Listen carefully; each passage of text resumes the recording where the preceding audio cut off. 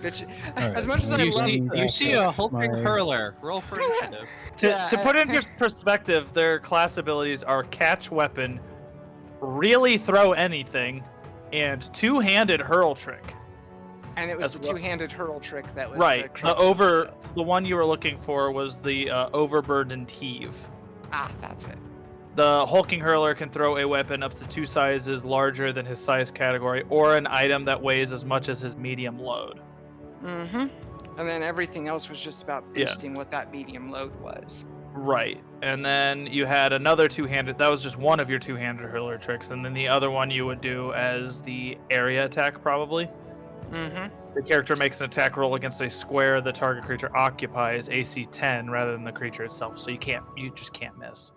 Yep. Any creature in the square must succeed on a reflex save or take full damage. This ability may only be used with a huge or larger weapon.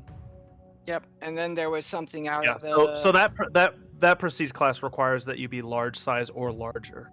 Yep, and that's complete warrior, and then out of heroes of... I don't want to sound irritable, y'all, but a couple of y'all want to go home early tonight. Can I read the recap? Yeah, sorry. All right, so last time we all met, God, let me switch to face cams.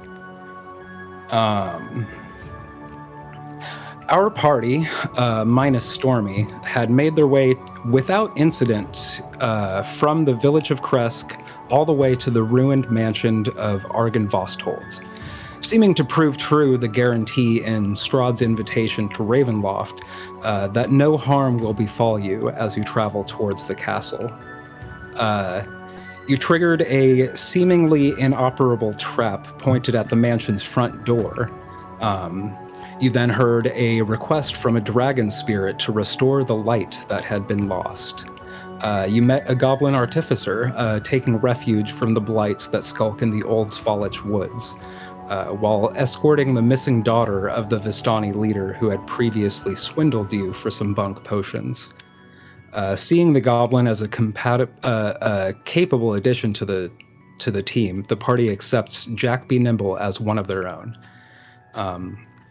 So that makes 2 party members lost, and yet 3 you have gained. It may be time to think of a new party name. Together you searched through the rest of the ground floor.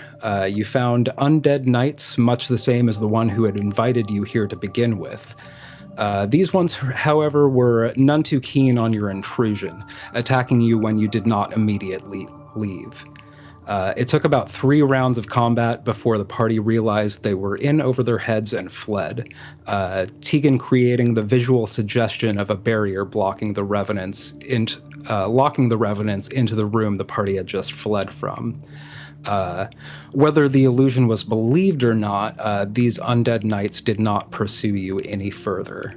A moment to catch your breath and be reasonably confident you're no longer in a chase scene. You decided to at least complete the exploration of the ground floor before giving up on exploring the rest of the ruined mansion. You opened a door to find a large ruined ballroom. Rubble is strewn throughout much of this vast chamber, caused by the partial collapse of the rooms above it, and light is spilling in from the south where the wall has crumbled to nothing. On the pink marble floor, fallen chandeliers lie amid broken chairs and other furnishings. Thick webs stretch from wall to wall, and moving among them are too many giant spiders to count. And unless y'all are going to immediately nope out of there, it would be time to roll initiative just as soon as I send you all to that scene. Sending us to Spider Hell.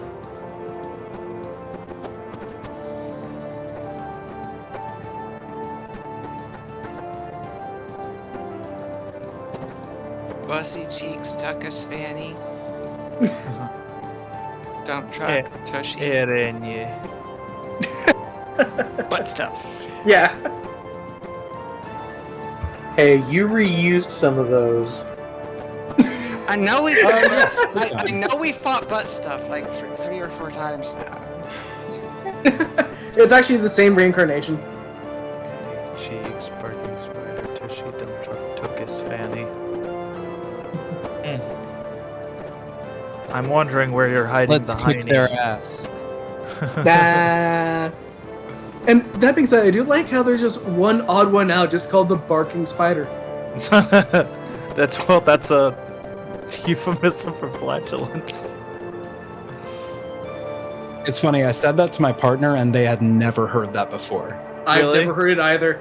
Those damn barking couch spiders. Oh. Yeah, no, I guess I can see how that works, but no, never heard that phraseology either. Don't worry, I get Like it. Blaming it on the dog. Yep. I've heard of that at least. Anyways, yeah.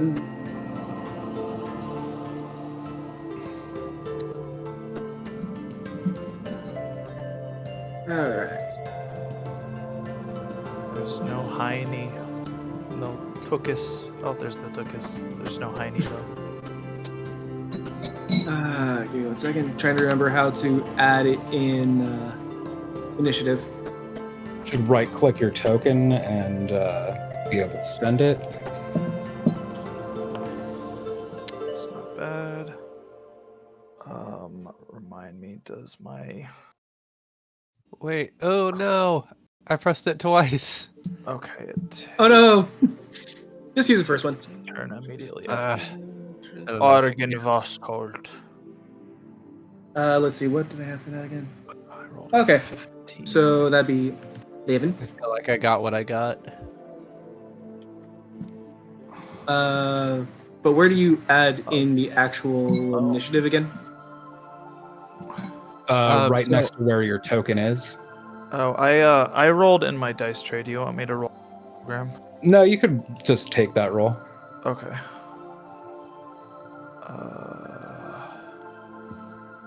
Where do I write it in here? Token.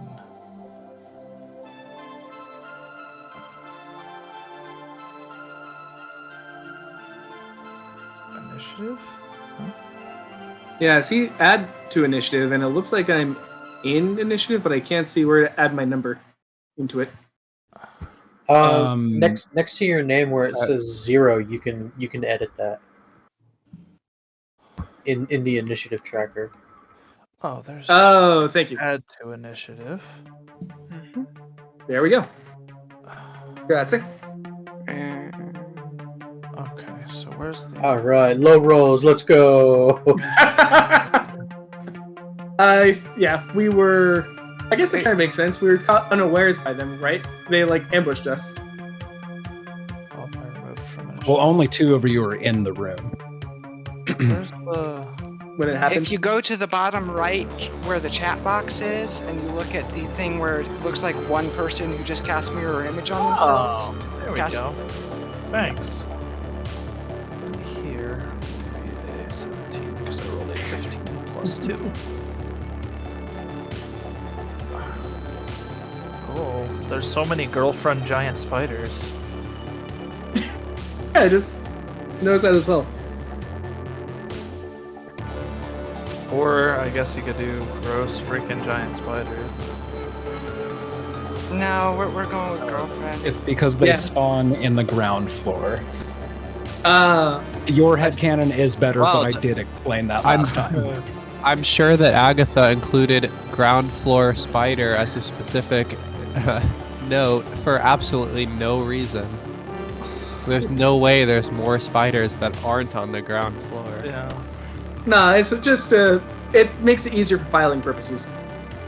Also, to make it clear, the mansion, this kind of like wall to the south, is busted open to the outside, and parts of the ceiling and the ceiling of the floor above that are also crumbled. What about the doorways? The wall that has the doorways that me and Jatari just went through, are those solid? Like, if we went through and closed the doors, would the spiders get in? They Make either a perception check or a general intelligence check.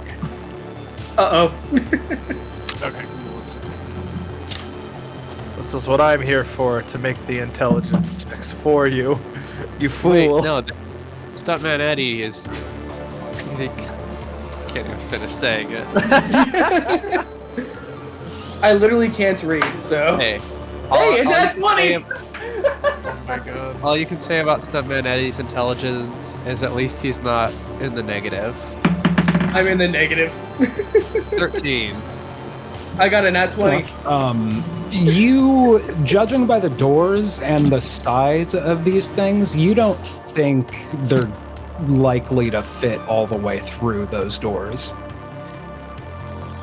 Oh, that's actually great to know. Also, I was just checking if they could get into the if we call the unbroken part the castle proper, and this part out here the castle ruins. Can they get from the ruins to the inside the proper?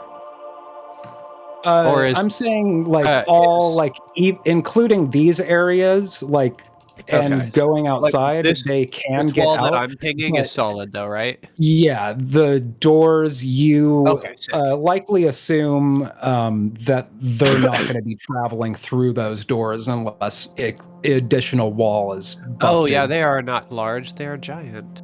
Oh shit, no, they are gargantuan. So, in that case, by the look of it, unfortunately, I put my character a little bit too far out of the doorway, so I'm not that big. I need to deal with the spider one way or the other to get back through that door for mine, right?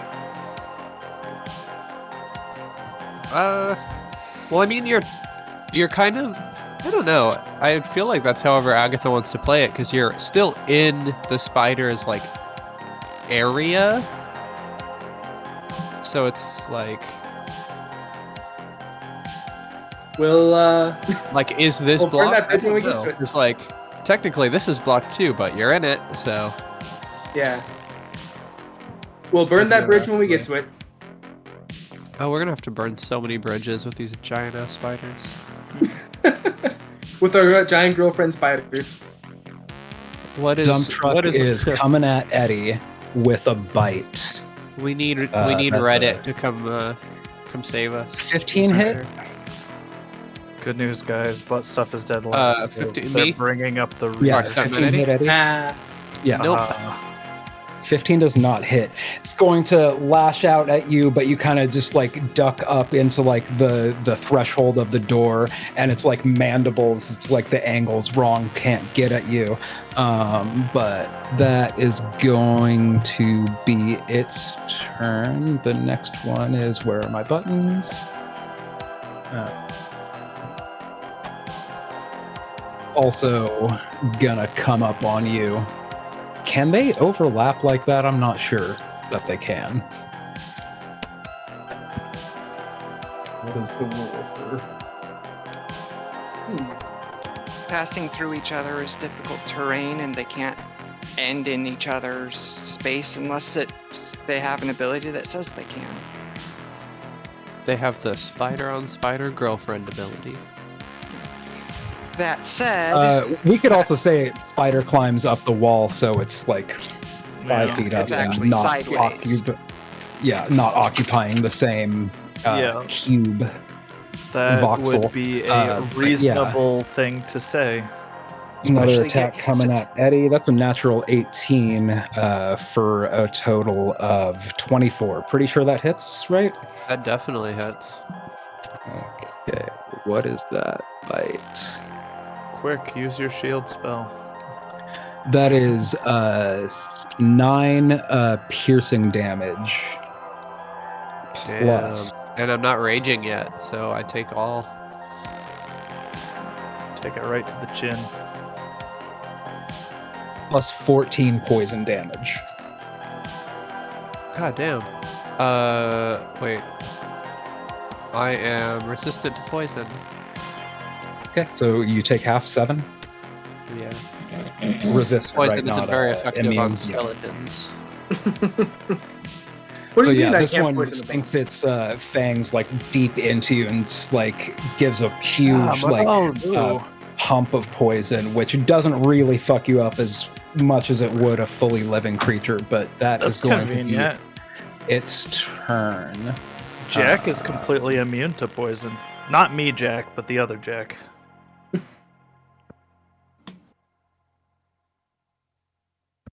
one's going to get up to Dratari and make a bite attack. Alright. That is a 19 to hit. Yeah. AC 18, so. I would love to be able to. That is just 5 piercing damage. Alright. Plus You hold all the 7 spiders poison off damage. for 10 minutes. I can talk to them. Sorry, what was that last bit? Plus 7, 4, 5, 6. Yeah, plus 7 poison damage. Okay. Shoot, yeah. Never mind. I'm immune to disease, not poison. So 7 it is. All right. Sorry, that's what I was trying to look up right now. Okay.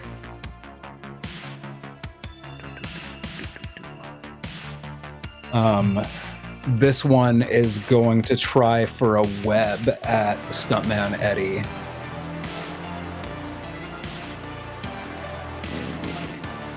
That's a 21 to hit. God damn.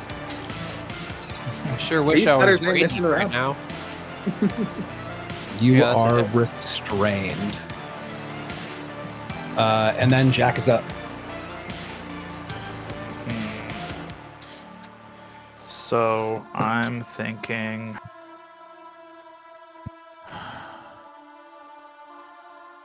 Who can I see right now? Just Dratari and then Manu and Tegan. I can't see Stuntman Eddie.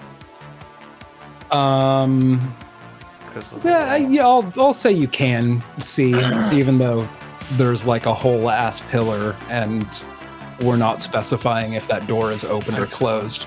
But I'll say you can see Stuntman Eddie too.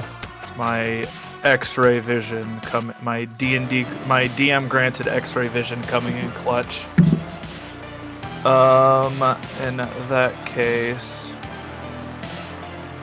how far away is Eddie? Good, you're close enough. I am going to Gesundheit my other Jack, Dratari, and Stuntman Eddie. That is to say, I'm gonna bless them. What does that do again? Before to skill checks and attack throws. You and stuff. bless up to 3 creatures of your choice within range. Whenever it makes an attack roll or a saving throw before the spell ends, the target can roll a d4 and add the number to the attack roll or saving throw. Awesome. Cool. Thank you.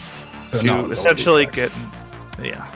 No, it's just saving throws or attack rolls.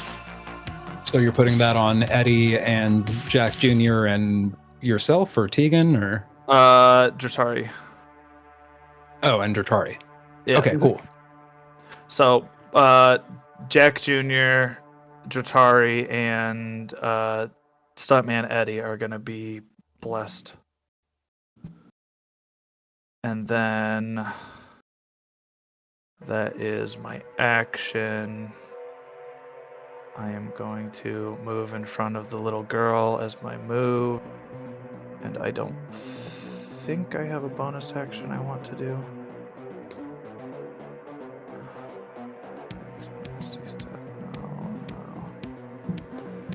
I mean, I guess I could use hide, but I'm not going to do that. Yep, that's it.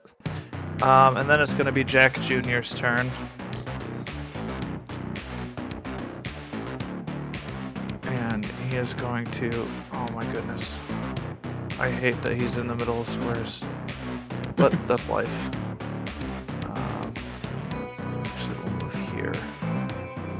Is he able to see? It doesn't matter, it's too far away, it's fine. And then he is going to,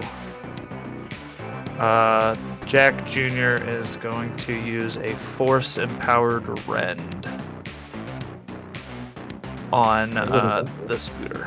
It's a melee weapon attack that deals 1d8 plus 3 force damage. Go ahead and roll your attack. I rolled a 13 on die for an adjusted dirty 20. Yep, that'll do it. And it is 1d8 plus 3 force damage. I rolled the mighty 2, so it will take 5 force damage. And that is my turn. Now, if butt stuff attacks or anything on its turn, Jack Jr. can use a reaction to impose disadvantage on it. So just be aware of that. You might have to remind me, but good to know. Yep. Is that both of your turns? That should be everything. All right. Fanny is coming up. 5, 10. It's going to web attack Dratari. That's a natural 8. I don't think that does it. 8, 9, 10, 11, 12, 13 doesn't hit you, right? With an AC of 18, no, yeah. Yeah, no. So, yeah, that is Fanny's turn. Bussy. Bussy's gonna bite you. That's a natural 20. That is one dangerous pussy. Oh, no. So that's only 5 piercing damage. 8, 9, 10, 11, 12. Plus 12 poison damage. That poison damage would be halved. Because of Stuntman Eddie's resistance.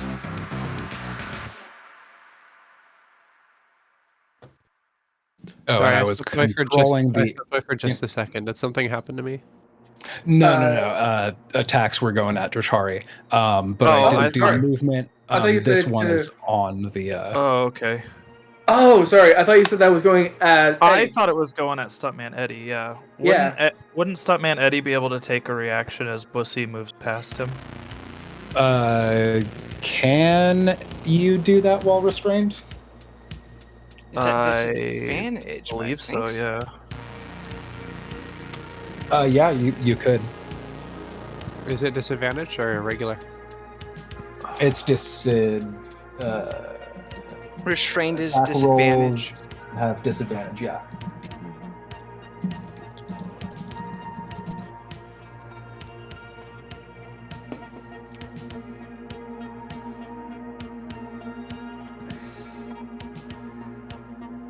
Okay.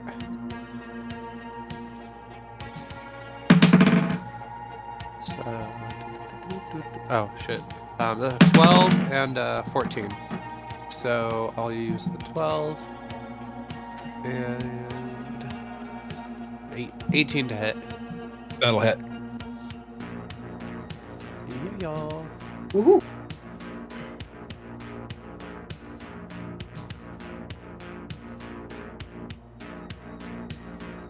Oh, You want to roll for damage? I gotta be.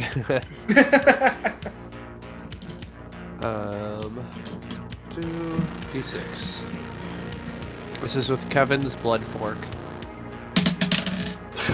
Come on, Kevin. 5 plus 3. 8. 8. It'd be so cool if you had Sentinel.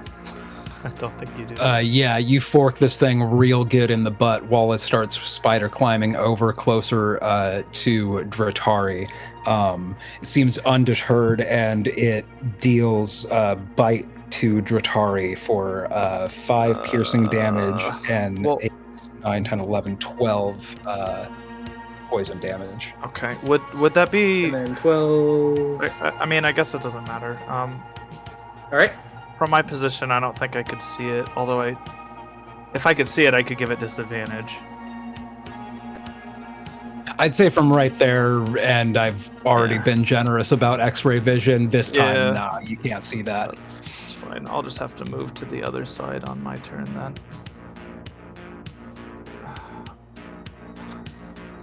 Get a better view of the room. Tukas is going to run up and take a web attack against Ratari. All right. It's 14 plus 5, so 19 to hit you. Yep. That hits, right? And that hits. Yep. Yeah. You are also restrained. And to confirm with that, by the sound of it, I just can't move, right? I can still attack? Yeah, your movement speed becomes 0, and you can't benefit from any bonus to the speed, and attack rolls against you have advantage, and you have a disadvantage on attack rolls. I see. And you Okay. also have disadvantage on dexterity saving throws. All right. But Ratari, you're up. I think you could make a DC 12 strength check if you want to try to burst out of the web. But that would be your action. The entirety of the action. Okay. Before I do, let me just... I'm right now just trying to quickly scan through what my spells are at this moment to try to see if I can do something a little bit more creative. 1 second. You're a paladin, right? Yep. You don't have spells, you just have smite slots. True. And sleep.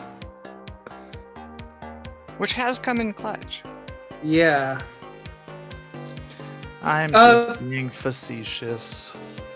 Out of curiosity, after that one hit, how is Bussy and Butt Stuff looking? Still pretty good. Obviously hit. See a little bit of their exoskeleton, insect kind of outer skeleton, cracked and a little bit of oozing. It's a little gross. But not having much knowledge of insectoids, you can't tell if these things are, to them, it's barely a scratch, or if that's more of a mortal wound. It's hard to tell. Okay. In that case, let's just go try and true then. Actually, wait a minute.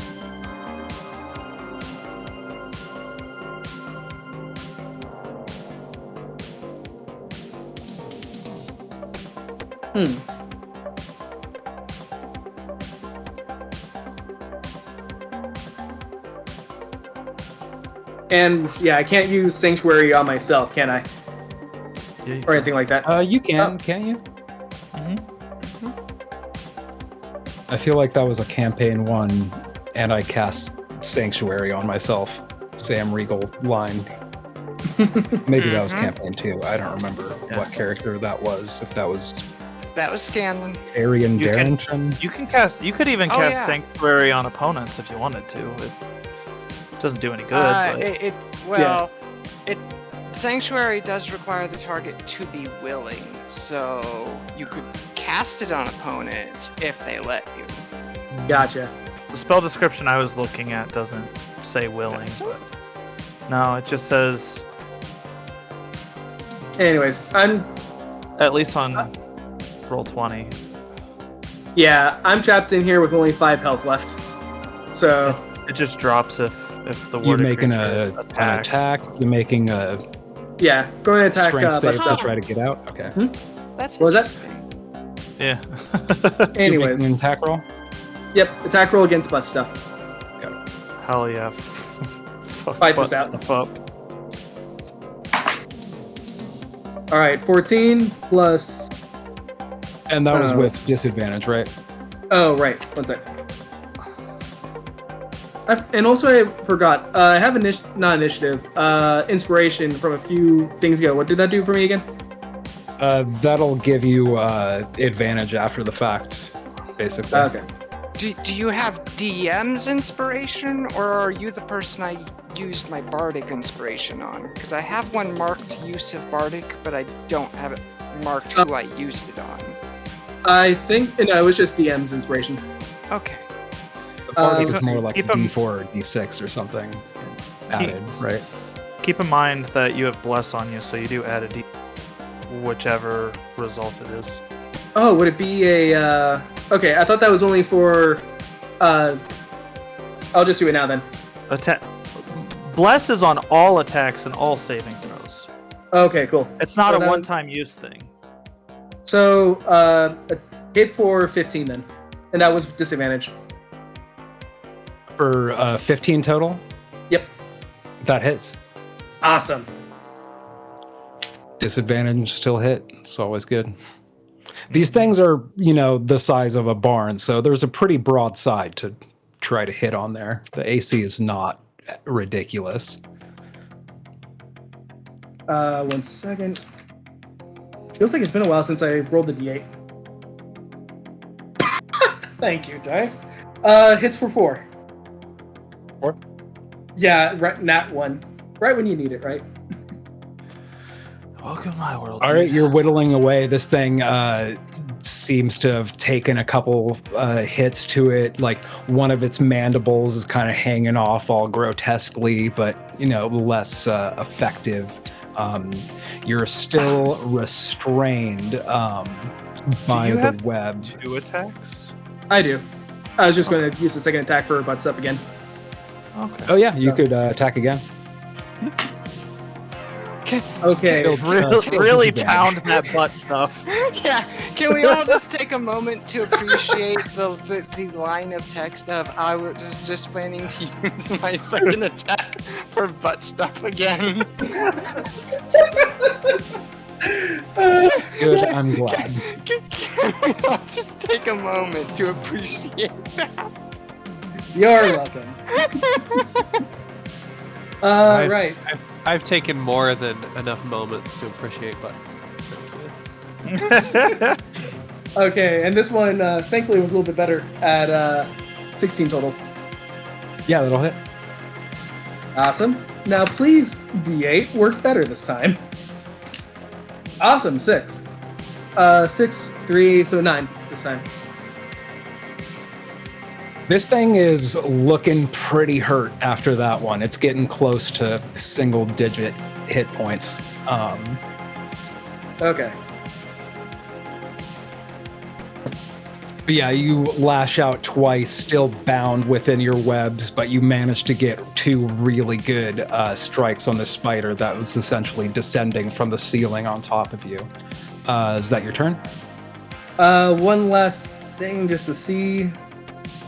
And just to try to push off against the barking spider, Jatari then just finally finishes off by using her, whatchamacallit, shield bearer ability to kind of push off against barking spider to get him to back off a bit. What ability? Because being restrained, your speed is reduced to 0 and can't benefit from... Shield That would be Master, right? Shield Master, and I don't think that has anything to Yeah. do with speed. Yeah, it's just a No. bonus action. It's a bonus action to shove after hitting with an attack, you are able to use your bonus action to shove an opponent or knock them prone. Oh, It's so an you're not opposed moving athletics check. yourself, you're moving butt Moving. stuff.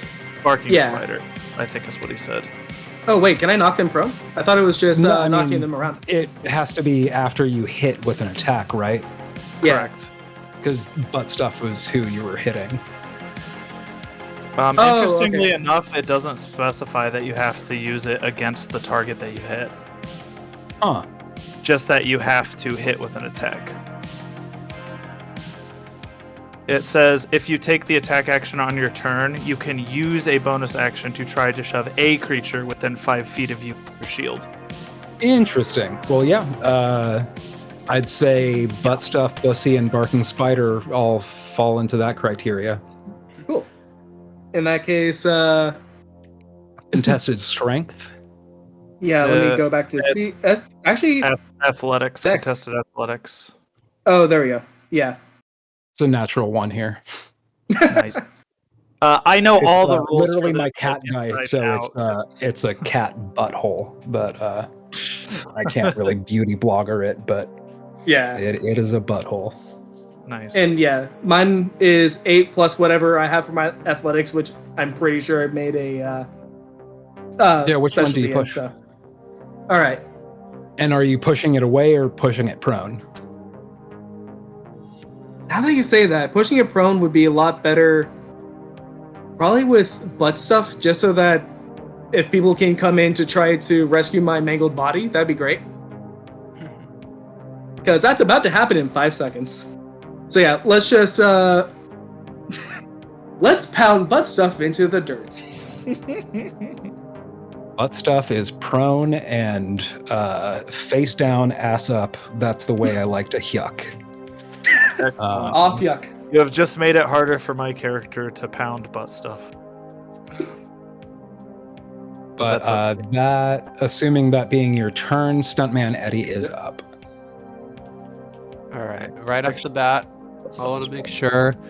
I've never taken the lucky feat myself before, so I want to make sure that I'm interpreting this correctly. How lucky interacts with disadvantage. I'm reading Sage Advice, and I'm pretty sure what it says is that although I still get the negative effects of disadvantage in like other things, with lucky, if I use the lucky feat, I can roll the 2 dice and then roll another one and pick from all 3 of them, right? Essentially, like getting rid of the. Okay, cool. It still is disadvantage, so like I could get rogued or something. Okay. Then I'm gonna go ahead and get lucky. Wait. Yeah. Barbarian, you could also just No. You're right. I could. reckless to make it a straight roll.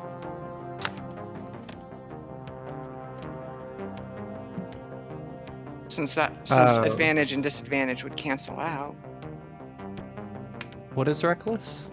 Reckless is the ability barbarians get at level 2, where you can give all enemies advantage on their attacks against you, but you have advantage on all your strength-based melee attacks this turn. Ooh. Yeah, and just as a note with lucky and the disadvantage, you would essentially roll 3 of them, and then you could pick any of the 3. So you're not locked into taking the lowest one. Yep, that's what I wanted to make sure. Yep, that's how I interpreted it. Just wanted to. I'm gonna scooch this up to represent that is on the wall sideways.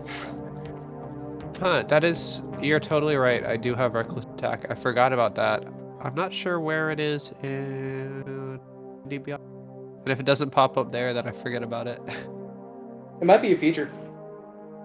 It's a class feature. Mm-hmm. Yeah. Oh no, but I mean under the features tab. Yeah, the class features are like the one thing I always forget because they're kind of like hidden away a little bit. Yeah, and because it doesn't take an action to declare it of any kind, it doesn't show up in the actions tab, which is what you spend most of your time staring at. Unless you're like me, in which case I'm 1 tab over in spells. That's currently where I'm at. Just in spells. Note to self for Marquinos later. Oh, you haven't reckless attack. Do I have the summon or command spell? Oofy poopsies. Sorry, a lot of us were talking at once. Scout, you had an important question? No, I was just saying I'm not going to go reckless, just because if for whatever reason it doesn't work, I'm going to get absolutely destroyed by spiders. Well, they already have advantage against you because of your restrained condition, so it's not you have no disadvantage to doing it effectively right now. That's actually a good point. And they can't. Is Eddie able to get more free? disadvantage. Is Eddie able to break free of that? It would take their action. Well, what I was going to do is I was going to attack the web. I think that's probably a more action economy friendly approach, since I might be able to break out and then also attack. Oh, I thought that's breaking out it of would the... still be a disadvantage attack roll unless you're doing something to give yourself a advantage to make it a straight roll. I mean, well, I'm gonna get lucky and attack the webs that bind me. Just as a note, you are #blessed, so you add a D4. Yep. I've got D4. I've got super roll. If everything else fails, I have knowledge from a past life as a reborn, which gives me another d6 for ability checks. And that I can do after seeing the number on the d20. So I can, it's basically my fail-safe is I just go, oh wait, I just remembered. Alright, so that's 13, 12, 10. All of which probably would have been enough. Yeah, Yeah, it 6. has an AC of 10, and as Oh, long man. as you roll 5 or more damage, it's vulnerability to fire, and then immunity to bludgeoning, poisoning, and psychic. Okay. It's gonna be the blood fork again. So it's 4 plus 3. Yeah, that'll get you out. I did not realize you can attack that. I wish the web was alive because I would have gotten hit points for that. But no. It is not alive. There was not blood that your friend's fork drank. Yeah.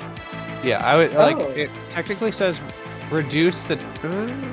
I mean, didn't it do it's that clearly for- supposed to be. It does say reduce the target to 0 hit points, but it's like very clear that they mean like a fucking living thing. And I'm Okay. also likely to argue that like targets without blood, like werewolves and vampire, yes, but like Hitting zombies, yourself? maybe not. No. Plants, maybe not. But you did hit pussy on that one attack. I don't know what the criteria for your for the It training has to is, but- reduce the target, and none To of 0. the spiders have been killed. Yeah. Gotcha. Okay, never mind. Yeah, do you have a second Zombies still attack action? You Or? have like some zombies have blood. It just depends on what your interpretation of zombies is. Depends Either on who way- they've eaten. A web is not a zombie, so it doesn't matter right now. Indeed. I'll go ahead and I'm gonna rage it up. Woo! I'm gonna rage it up. Sorry, it's taken me it's been a minute since I looked at some Eddie stuff. No worries. Pretty foggy.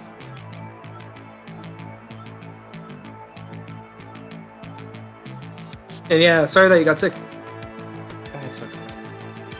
I'm pretty sure I took a test and got negative. I might take another just to be double safe, but If today is the first day you're feeling it, check tomorrow. it's been like days. Never mind then, yeah. I had symptoms started on Wednesday as just like a sore throat that didn't go away. So Okay. yeah, it's been a minute. Actually, maybe Tuesday. I think it was Tuesday night. Gotcha. Okay.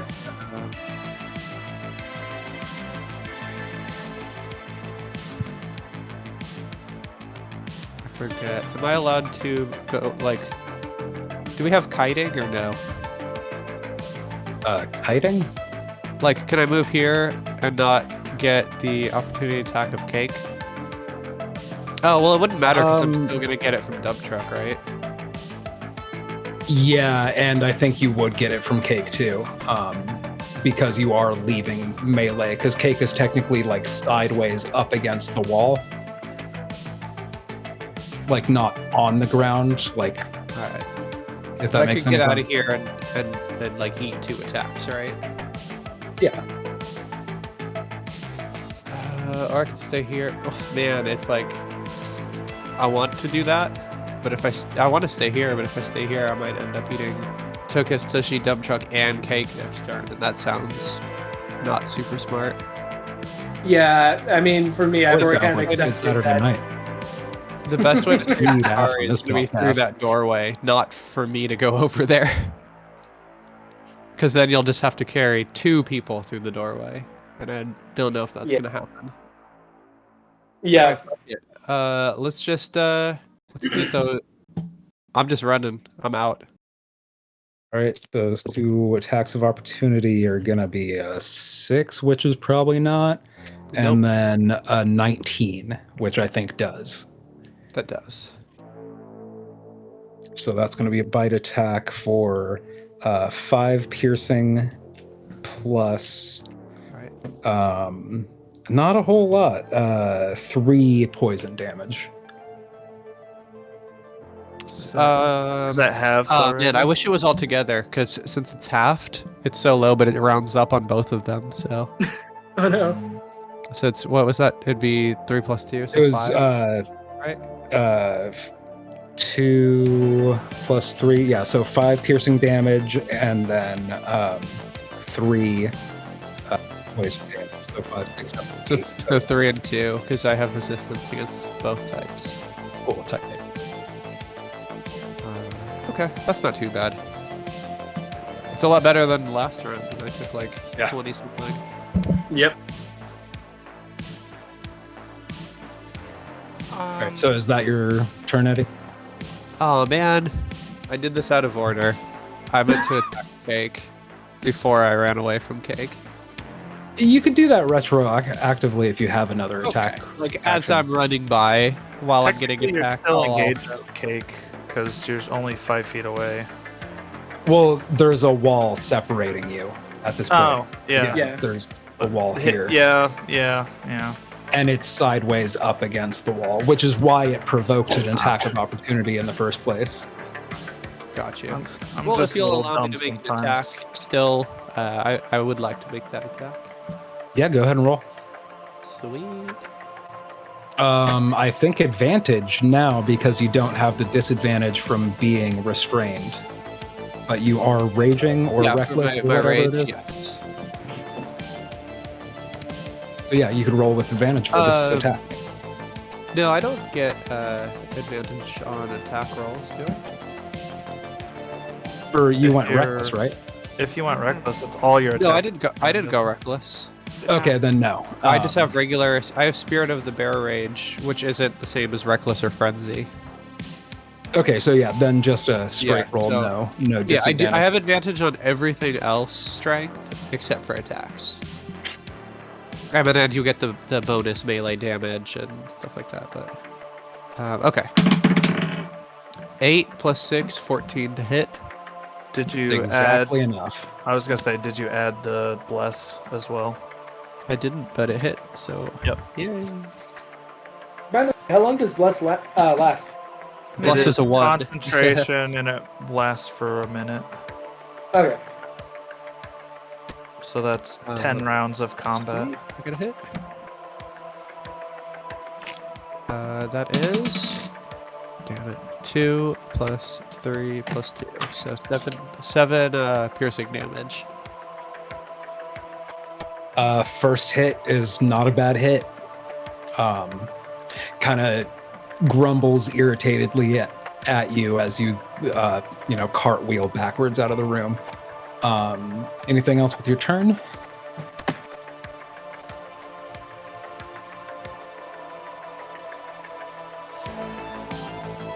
Because if not, Tegan is on deck afterwards. Yeah, I'm gonna get out of Tegan's way and go run over here. All right. Wait, what is that?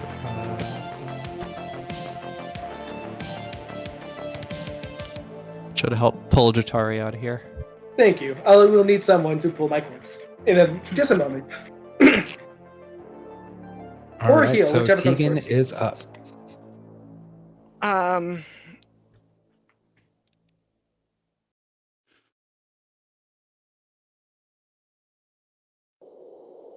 After we ran from GDX up there, did I actually use my healer's kit to patch anyone up?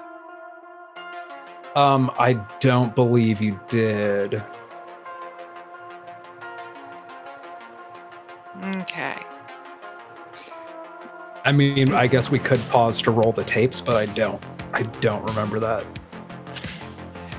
I don't think so either, because as low as Tratari is, I think I would have also laid some actual healing in.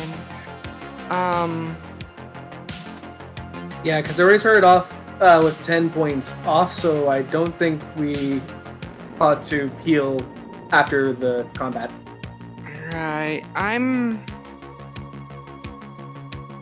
either way, it takes half a gold every time I actually use it, so if we're wrong, we're wrong. I'm gonna try and move past butt stuff. This is actually probably really stupid because I don't. After that, 1, 2, 3, 4, 5, 6. Yeah, that's my full movement to get to a position where I would be next to Dratari for healing. What about right here? Like on the other side? You'd be in between Bussy and butt stuff, but I can move through something's space as difficult. Well, I can move through ally space as difficult terrain. I don't remember if I can move through enemy space as difficult terrain. I know I can't stop in their space to do something.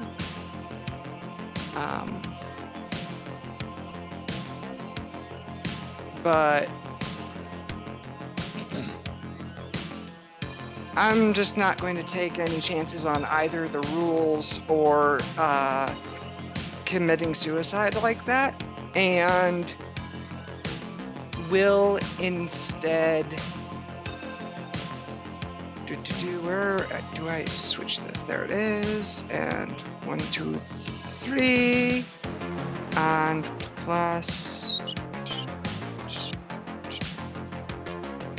actually, Let's does see, that? my healing word is as a bard, so that's plus 3. So I'm gonna put 10 HP into Dratari. Thank you for that.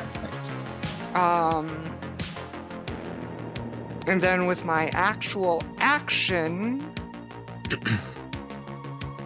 I can't do 2 spells in a round, so I shout instead.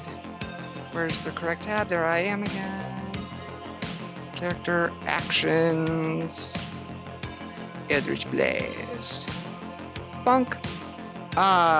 So 25 definitely. This is against butt stuff. 25. Oh wait, is butt stuff prone? Butt Yes. stuff is prone. Butt stuff always. So you have advantage, right? That would be disadvantage. So I'm going to instead try to move this 1 square over and shoot barking. Anyway, so 25 definitely hits, 1 force damage on that hit, and the second Eldritch Blast missile misses. Nothing has an AC of 8. You never know. You feel a mighty accurate strike, and then you kind of see the cackling energy come out and just and the first bit of damage that Barking Spider takes just makes it seem angry. Really? That's more like the sound of a mosquito level, a nuisance, more than something actually angering you. I don't think I was even effective enough to anger it, really. But anyway, I will then end my turn. It's so angry, you don't even know. Manu is up next. Alright. I'm gonna tell Lancelot to stay put, and I'm going to come up this way, and I will poke butt stuff with my trident. Nice. Hell yeah, you will.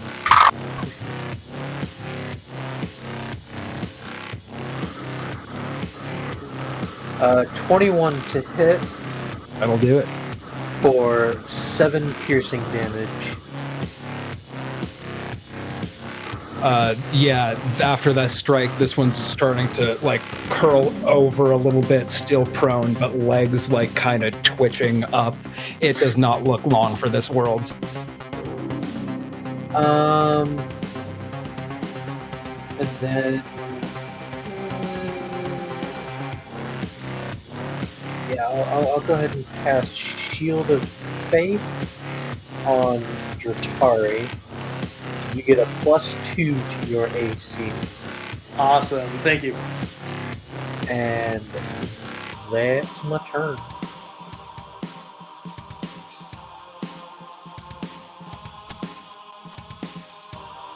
All right. Geeks is That's a going to side stay note. where it is and shoot you with a web attack. Where's the thing? So I don't forget. There it is. Who is That's a the you? natural 9, which probably doesn't have enough to add to it. So 14 to hit you, Manu. Don't think it does. No, that does not. But it is going to be Butt Stuff's turn. Poor butt stuff. Always on the bottom. It's where butt stuff likes to be. It's fine. It is going to stand.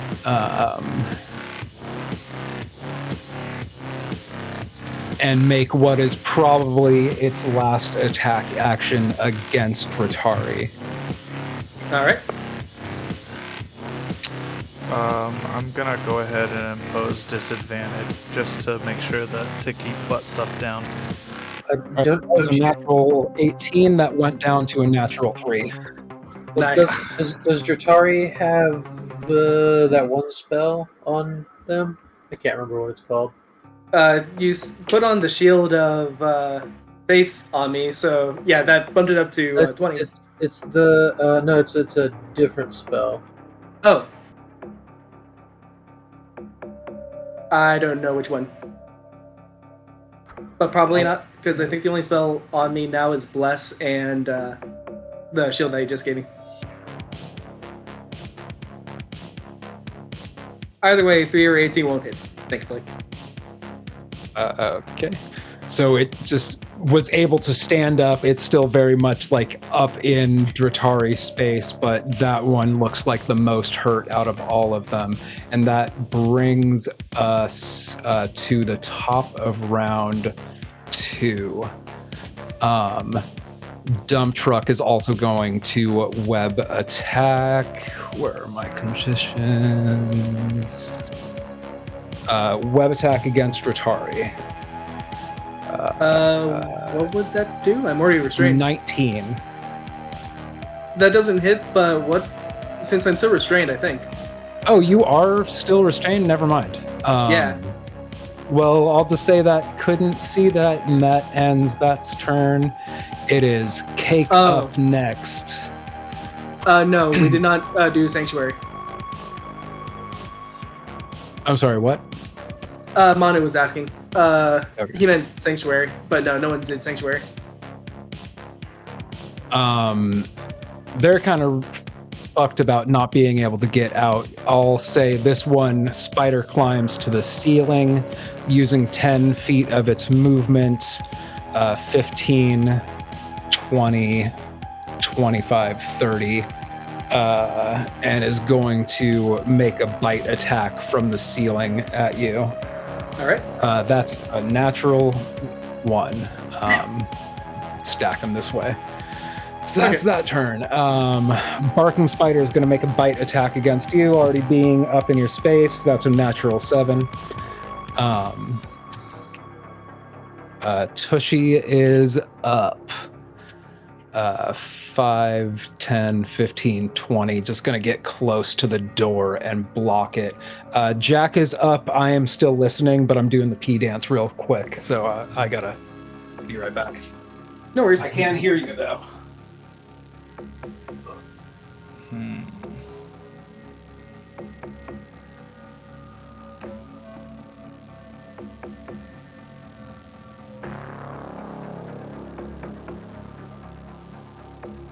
So butt stuff should be standing again, correct?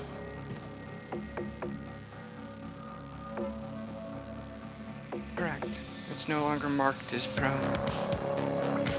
Yes, correct. Suppose I'll just shoot it.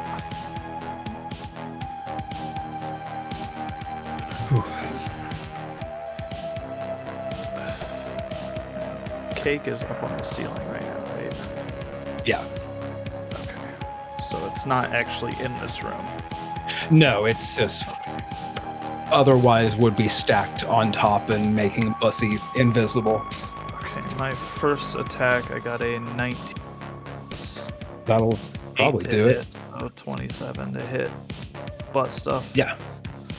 Gonna go ahead and pierce butt stuff real quick. With my quad. We're having way too much fun with these names. Yes. And for minimum damage, so that'll be 8. That's still enough. Awesome. You swing out, and butt stuff is just like slashed enough that just like bug guts are spilling out, and it's not moving more than, post-mortal twitching. Awesome. Barking Spider is next for my second attack with my repeating spell. And I got a nat 20. What the fuck is going on right now? I don't understand how I'm rolling so well, but accept it. All of your bad luck left your dice to inhabit your actual life? Yeah.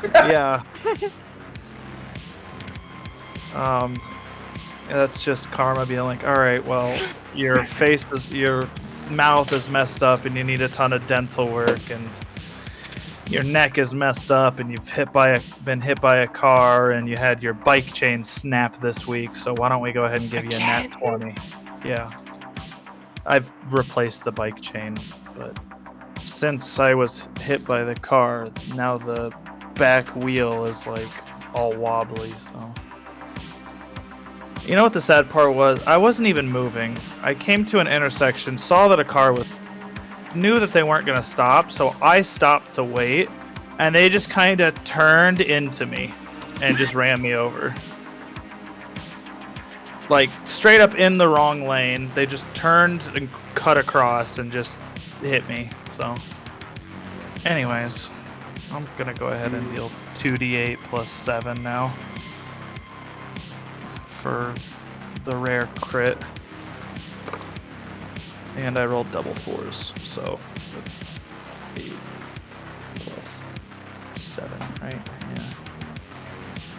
So 15 points of damage to Barking Spider.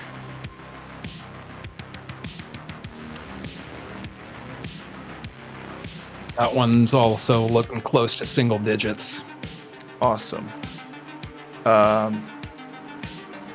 That'll be... I'm gonna move here so I can kind of see better into... And then it'll be Jack Jr.'s turn, and he's literally gonna move up next to Dratari and also take an attack. Rambling over the spider carcass. Yeah, as you do. Little creepy legs scrambling over. It's essentially that one scene from Limbo.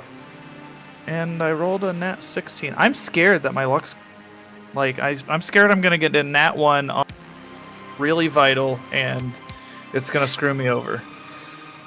Okay, but realistically speaking, that wouldn't be different for you. It's just all this other stuff leading up to that. That is anyway, so... Fair, so that's a 23 to hit. I'll do it. And that's going to be an additional 8 points of force damage to Barking Spider.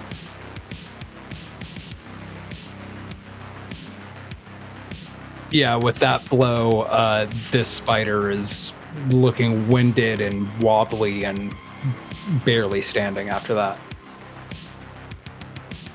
By the way, Agatha, I just noticed that you've been putting little webs on the spiders themselves. Are they like on the ceiling then, or? No, those are the ones that have shot webs, which need to recharge. So I don't just shoot a web every turn without figuring out whether they've done it before and need to roll a d6 to see if it recharges or what. Okay. That's just for me keeping track. That would be kind of worries. a bummer if they could just do that every turn. Actually, I just assumed that they could. So, or that they could do it each round if they wanted to. So that works.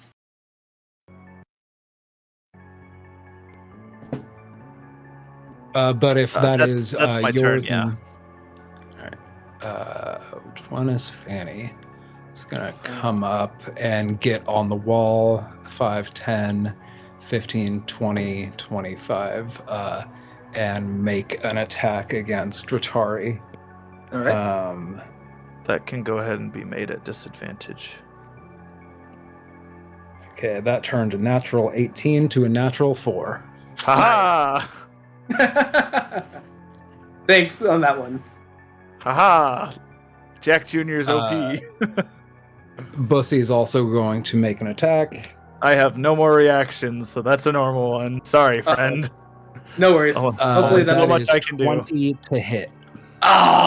Wait, no, AC is 20, so that still goes through, right? That still hits. Yeah, Yep, Tygan's okay. good attacker, unfortunately. All right. So that is 9 piercing damage plus 8 poison damage. I'm down. You are also poisoned. You are stable at 0 hit points. But when you pop back up, you're going to be under the poisoned condition. Okay. Oops. How do I affect my little avatar? There we go. Thank you.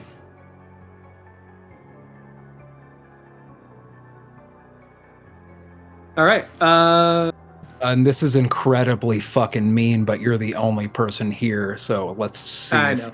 5, 10 to get to the ceiling, and then 15, 20. Yeah, that has enough to get to you. Oh dear. And that's a natural 18. Or doesn't it not auto crit if you're down? Mm-hmm.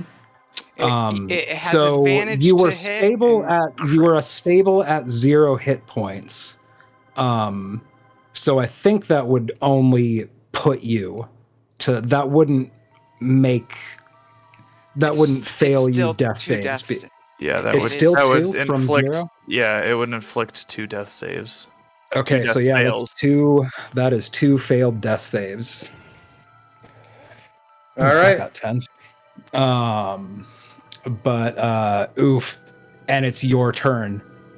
So Dratari, it's your just turn. D12 Make a or death saving D20? throw. Yeah, because the thing is that poison might stabilize him from when he hit 0, but when you take damage after you've stabilized, it destabilizes you. And that's a 4. And Unless if that's there's- dead. Yeah. So you're just dead. Hang on, is there It's one go, anything I can do? Unless if there's something else that someone can help out with, yeah. And that being said, so yeah, when I'm prone, even if it's hitting at 18, even though I had an AC of 20, that didn't affect anything? It was an 18 plus 5. Oh, okay, never mind. Yeah, I don't have anything, sorry. Oh Mm-mm. my god. You just got swarmed by spiders. And I don't think I couldn't do any anything. of our healers have bring Yeah. you back from death stuff, do y'all?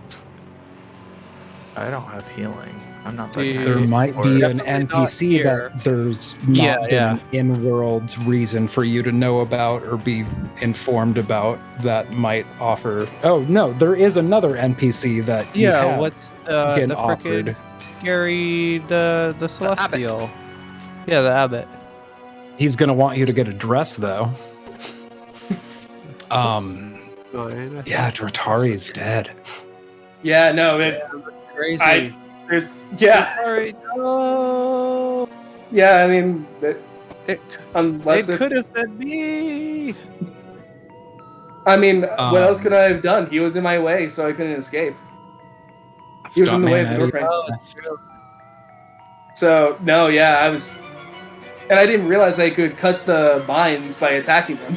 I thought you said that I could spend time tearing them apart, but that would be the total of the action. So Yeah, you could have done that, but I also failed to mention that you could attack the vines themselves. yeah, I didn't realize that until I already did my turn. So Damn. like I don't know. So Sad day for the whatever we call ourselves now.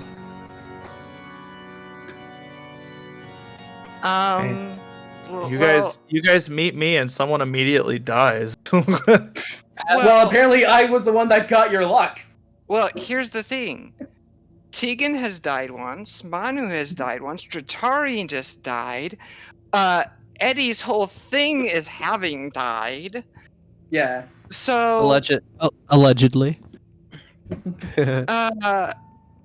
I think the new name of the group should be like something like the Reliving. I mean, I was gonna say the group name is New Life Who Dis. So yeah, where do we go from here then? It's Eddie's turn. Did I do good? I'm. Whew. Okay, let's see. So Cake. How did Cake get out here? No, Cake's not. Cake is on the ceiling. It's just Yeah. stacked that way, so it's not obscuring. Oh, the okay. ceiling. So all the spiders are in the other room. Yeah. Around me, so yeah.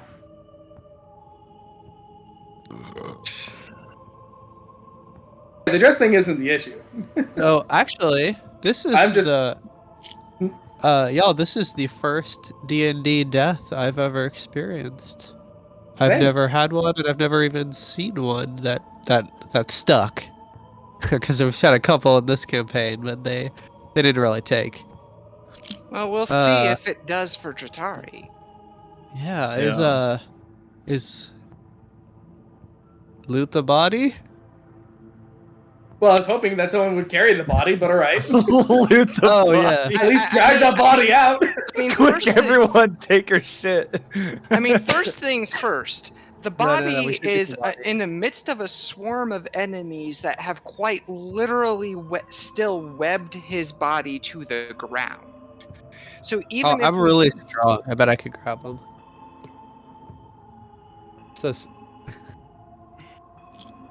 But also, the last time I was in there, I almost died. One more round and it was all over.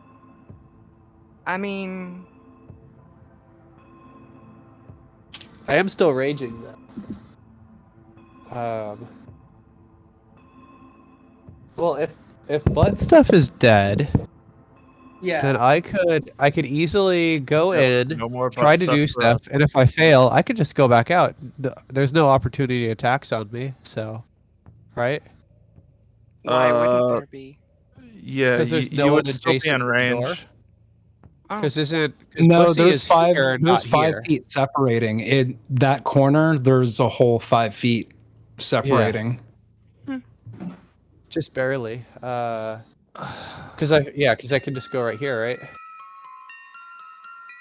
right? Yeah, just Yeah. cutting in Unless diagonally. they have reach because they're large size creatures, but Range 5 feet. okay, cool. Yeah, I was gonna risk it. I mean, their either webs way. have range, but but that's a literal Yeah, but they ranged won't be attack. able to. Yeah. Because they won't be able to web me. Because I'll go right back in. All right, I'm gonna just jump over here, and I'm gonna try to pull butt stuff free. Butt stuff? I mean, sorry, not butt stuff. Sorry, pull Jutari free. Sorry, was that a Freudian slip? That was Still got butt stuff on the mind. some kind Yeah, of. I'm gonna try and pull this. Try to pull this one out of my. Try to pull this lady who's all covered in this white sticky goo away from butt stuff and the rest. It's like somebody walking in on What's his name from End of Evangelion? They like open the hospital door. Oh, And they're like, Shinji? "Oh, I'm checking on her." I'm so fucked What a up. weird way to start a movie. Anyway, yeah. So I'm gonna try to pull Jutari.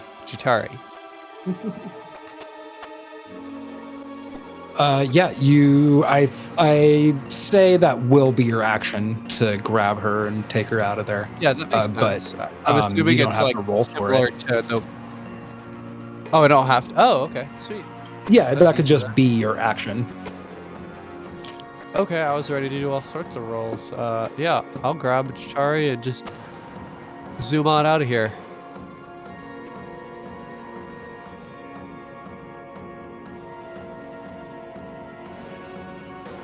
And I'd say you could I'll even tell the move like spiders to 2 kiss more my squares than that. That's what I'll do. Yeah, if you I'd want to say leave you me would have somewhere. another 10 feet of movement on in addition to Alright. that if you want I'll do 10 more. to. Tegan would Yeah. be up next if. I am going to do my second, third level spell of the encounter. And this one is I would go so far as to say it's a very stupid move given my vulnerability. But would you say that from cheeks to cake is less than 20 foot total? That I could get them both in a 20-foot burst? Sorry, these names are getting to me. Yep. Great. Then all of those spiders there, every single one of them has to make a DC 14 con save. Because I'm casting Shatter Upcast. Success. Does that Fail. include Little Jack in the area? Fail. Where the heck is Jack? He's on top of here. us stuff. And yes. No. Yeah, it would, because Wait, Oh, no. does I- Little Jack count as an inanimate object for Shatter? Because he is an automaton, right? Yeah. well, He's not inanimate. Shatter requires a creature made of inorganic materials such as stone, crystal, or metal has disadvantage. Okay, so he has disadvantage on the save. Oh no. I mean, it's only 13 damage. Okay, and Because it's I a rolled con really, save. really low, yes. Oh, I I- have disadvantage. It was 8, 2, 2, 1 is the damage on 4d8. What was It the was- save DC? 5 failures and 1 14. success. Yeah, I failed. So The ones who failed their saves take 13 damage, and the one who succeeded their save takes 6. Yes. That's a lot. you said hear 13 an erratic was the screech full from damage. Jack Jr. Let's see. So 48, the average damage is 18. So I did 5 less than 18. Yep, I Wow, also cursed the that- dice. That is actually like really low given the Gaussian bell curve. Wow, that is just from a sheer statistics standpoint, that is impressively bad. Don't you fucking talk to me about statistics. Well, you did wind up shattering one of their exoskeletons completely, and at least 2 of them are looking real bad after it. And wow, with a natural 1, I am stunned for 1 round. Shattered your own eardrums while you're at it. Yep, that. I kind of expect myself to get stunned every time I cast that spell. That's kind of why I said this is a stupid thing to do, but But At least now assuming that- there's no movement or bonus action you're doing, Mono would be the one next. I'm stunned. I can't do anything else. But at least now, if Manu does the same thing, Thunder Wave or Shatter, it won't matter to me. I actually was going to do the same thing. I was going to cast Shatter, and so And get the same grouping. yep, same grouping. So five con saves, and then the little machine guy's got to make a con save. DC 15. I'd say if It's 10 foot 10 foot 10 radius, foot, okay. 20 foot. The reason I was asking So about yeah, 20 same foot was the grouping. diameter. Yeah. Next, same grouping then. So that's 1, 2, 3, 4, 5. That is 1 failure. Is that affecting? Yes. Great. Mhm. What One spell more was for it? him. Shatter DC again. 15. So Shatter another again. con Great. save. Let's see. Oh, and I was gonna cast it at level 3, just like Tegan did. Okay. Well, Go. I rolled double 11, so that's a 16 total. Nice. So he saved despite the disadvantage. 3 failures, 2 successes. Failures take 18, and successes take 9. Exact average damage.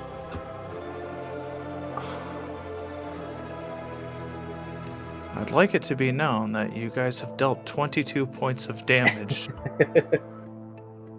to him. How Hello. often? And that's all the damage he's taken. How often can you do mending on it?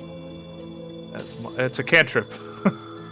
Yeah, I wasn't sure if there was a limit on like it can only benefit from it once per short rest or anything like that. But Let's see. I didn't see anything like that, but let me double check. I mean, I have an action to repair anyway.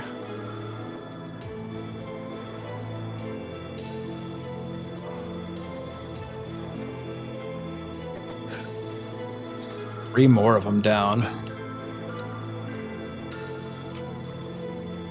see what happens when you're dumb enough to eliminate the only relevant ally in the field. You guarantee you get fucked up by AoE. Guarantee Honestly, the AoE. Part of me was just kind of saying at some point, just throw in all the AoEs. Because it felt so like, they're so cluttered together, just throw it in. Oh, oops. Lost connection. Yeah. Oh, we all lost connection, didn't we? Yeah. Same. Because But just hitting everyone made reconnect the will same do it. sound at the same time. Oh. Yeah, there's no limit to how often I can cast mending on it, just that it heals 2d6.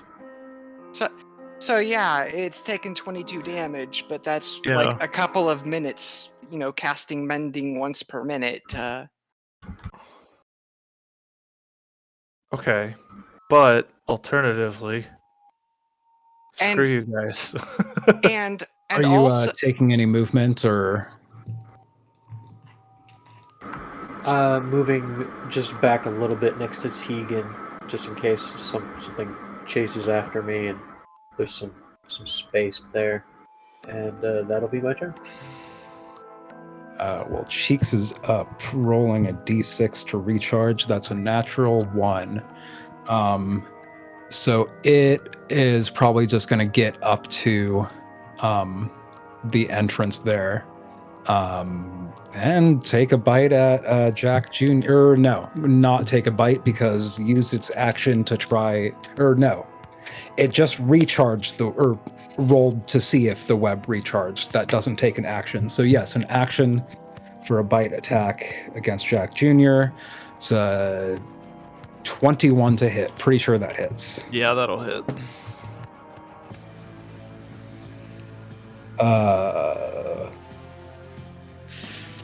Minimum 4 piercing damage plus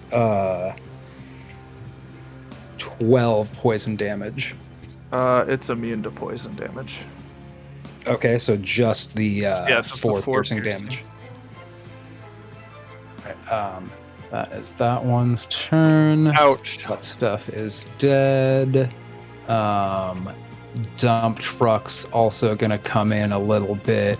Gonna see if its web recharges. It does not. Gonna try to get up on the wall, and natural 4 probably does not hit your iron golem defender. So that is that one's turn. Armor class Cake. is Cake 15. one of the ones that's dead? No, Cake is one of the ones that is dead. Barking Spider is dead. Tushy is going to not recharge its web.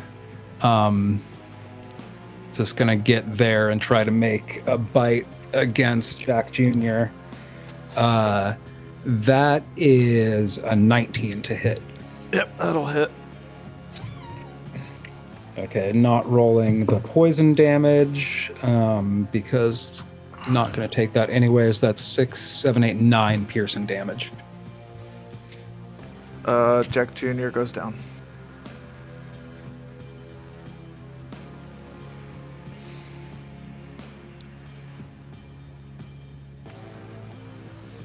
Do you still have a first level spell? Mm-hmm. Okay. I have 3. But Jack is up.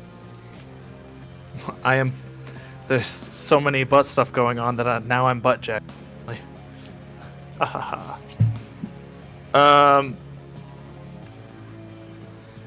Yeah, I'm gonna shoot. Fuck, whichever one this is. I can't see names. That one is Cheeks. Yep, I will shoot Cheeks. Clap them cheeks. I'm gonna clap Cheeks. I rolled a nat 19. That'll do it. Yeah. 10 points of damage. And that almost, but does not do it. Okay, second attack with my mighty crossbow is a nat 15 plus, was it 9, 8? That'll do it. Yeah, and that is 13 points of piercing damage to Cheeks. That'll do it. Get out of here, Cheeks. Sun got clapped. Clap them cheeks. And unfortunately, I think that's my turn. And also, No. your friend is unconscious, so that's your whole turn. Yep. Well, technically he's destroyed, and I have to He's recreate dead. him. But Quite the He's bloody dead. encounter. Took us. It's gonna go up to here. Reloads his web. It's gonna shoot a web. Let's say at Manu. That's a natural 19. So 24 to hit, which would make you restrained.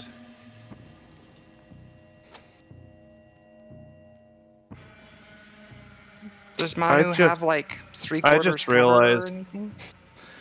I just realized I never applied the bless to when I was doing anything with Jack Jr. Half cover. What is half cover? I think that would just be a +2. You know what's sad?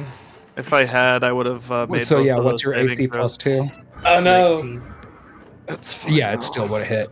I think I still would have gone down anyway. 'Cause Half, the damage was enough. yeah, half is +2, 3/4 is +5. I think it now would they're- hit me either way. Rotari is dead, and Stuntman Eddie is up.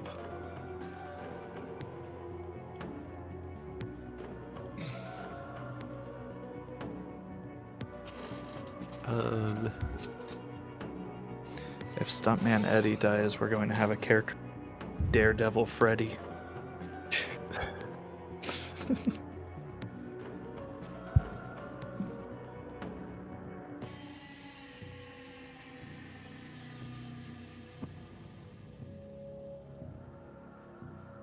Oh, now that's just sad.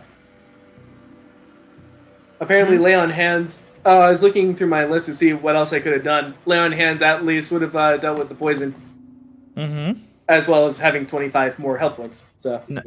It deals with the poisoned condition. Yep. So.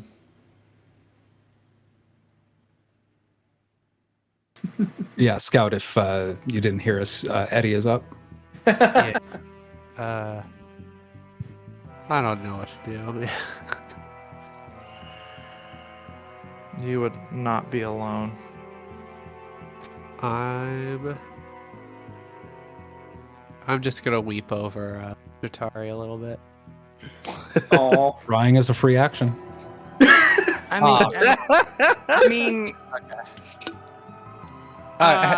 Actually, does anyone have any suggestions for some man, Eddie? I'm really, I'm still here. I'm still having fun, but my brain is like mush for problem solving. my main suggestion is to do the same thing you did last turn, but for the body of the newly fallen ally. is to go rescue Slunk? the Automaton metallic Jack. All right, let's do it. Come here, Jack. I don't understand. They're the same Jack. Well, Oh, yes, wait. but one And is I- metallic-ish, and the other do I need is to roll for this at all, or skittish. just grab him No. like last time? No, that'll just Sorry, I take don't your see action it. to grab him. It's a pity Alright. that your I'll go over character. here. All right. It's a pity that your character that being wasn't. your whole turn. While doing it, I like kind of like have my head down and I gesture like an apology to the spiders. I'm like, oh, sorry. You know. And then Excuse me. Oh god. Tegan oh would my be God. up next. I'm stunned. I recover from stun at the end of my next turn. It is now my next turn, so now it is the end of my next turn, and now I'm unstunned. Next person. Nice turn. turn. Tegan just manages to rouse herself from the shock of the last spell she cast right before it's Mona's turn. Let's see. I knew what I was doing when I did it. I'm gonna go ahead. I knew what was gonna Wait, happen. but you're restrained, though. Or I thought you were restrained. Manu is restrained. Oh right, I am restrained. Yeah. No worries. Well then. Web. You were right here in front of Tegan, by the way. Yeah, No, I moved right next to Tegan. but how are you? You were right here. No, And then he is currently where he was. Or Are you sure? when he got restrained, yes. Oh, I The- thought the he was right here. Oh, it's No, never this mind. is It's was because I where disconnected. he got it. Oh, okay. It's Yeah, because so I it's fine. disconnected and he was sitting there when I disconnected. Ignore me. Yeah, yeah, I had the same issue. Well, since I'm just kind of stuck, but oh, that's a second level spell. Okay. I'll just go ahead and cast Shatter at second level. See if I can just take out these couple. So they have to make. That'll get him. Yep, they gotta make con saves. DC 15. 13. Well, I'm stunned again. 17.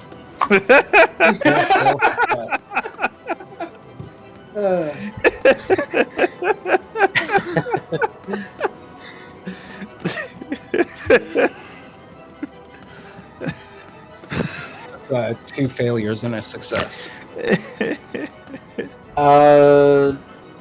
17 on a fail, and then half, I guess that would be 8 on a success. Tegan's like, don't worry, guys, I got this. Oh, Tegan, you poor fainting death. Come on, die. All of you just die. Please. Oh. Yeah. This one had not taken any damage yet. That would be dump truck. And neither had Tushy. But those two are looking pretty hurt. Those two are both in single digits after that one. Well, I'm restrained, so I can't move, so that'll be my turn. Manu casts another shatter. Tegan is managing to stand up, and then I'm down again. And that spider is dead. That spider is dead. Dump truck is going to see if their web reloads, which it does not. So dump truck is actually going to back up a little bit. 5, 10, 15, 20, 25, 30. That being that one's turn. Cake is dead. Barking spider is dead. Tushy is also going to back up. 5, 10, 15, 20, 25, 30. That is their turns, and Jack is up. Okie dokie. It's a very disconcerting feeling seeing myself die. I know the feeling. So I am going kind of move up so I can have a better line of sight to both of them, and I will let's shoot Tushy. We'll start with taking out the Tushy. We'll save the dump truck for last. Oh Jesus, dropped it. What the fuck is going on? Nat 20. That'll do it. I don't understand. I've never been this lucky at rolling dice in my fucking life. You don't So I have to think you understand. had All you gotta already do is rolled a natural 20, and I didn't remind you, and remind might be the incorrect word if you weren't here in the game yet. But the homebrew rule that I put forward is when you roll a natural 20, pretend you rolled the maximum amount you possibly could with whatever dice you roll, and then roll dice on top of that, and then add your modifiers. Oh, so if that I'm doing a D8, I'll roll a D8 and then have an 8. And then your modifiers, yeah. Okay. I forgot about that. Yeah, So because it shows you how long it's been- last time I Okay. rolled double 4s, it would have added 4 damage, but it's kind of a moot point now. I did not know that. So yeah, that's a 10, 17 damage to Tushy. That's more than enough. Yo, let's go. All right, let's hit dump truck. Oh my god, I thought for a second it was going to be another nat 20 to the 8, which is right next to the 20. But that is an 8, 16 to hit. That'll still hit. Nice. Take this dump truck, and that's an 15 for damage. That's max damage, 15. Dead. I am angrily killing spiders left and Yeah, right. how would you like that to look when you kill this last spider? I am going to let out a very Jack Jr. screech and just let it rip. As I get my And it just- identity confused. It just like blasts through this thing and almost like flattens the back end of this, and like its exoskeleton kind of like peels off and like flops to the floor. And as it backs up, you almost hear a faint like creaking in its exoskeletal joints, like ee ee ee ee, and its back just lifts up and its entire guts slide out of it like out of the back of a truck, and you have killed Dump Truck. It's been revoked.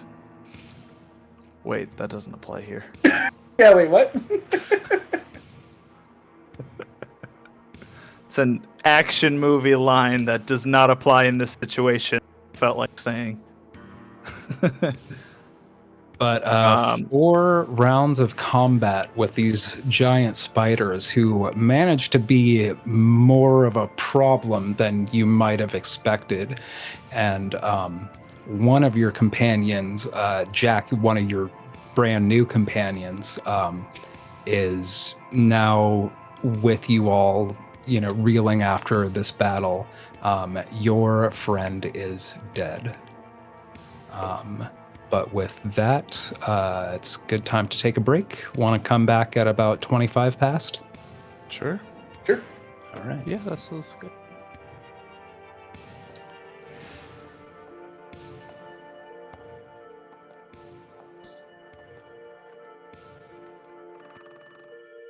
You're a visitor. I suppose we're all visitors in a way, visiting this plane of existence.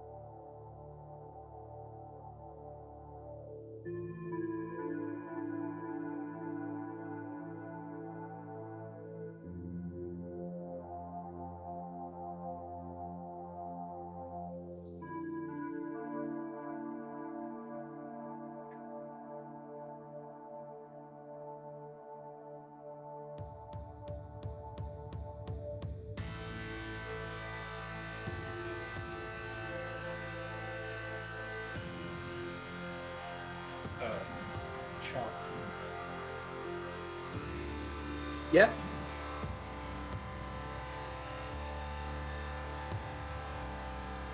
Or did someone say my name, or no?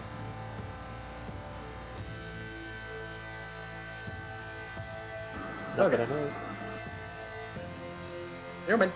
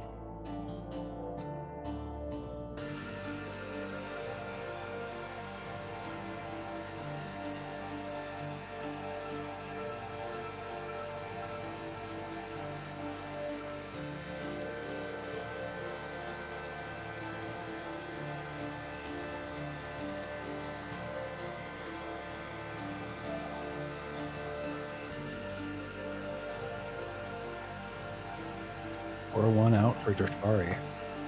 Right?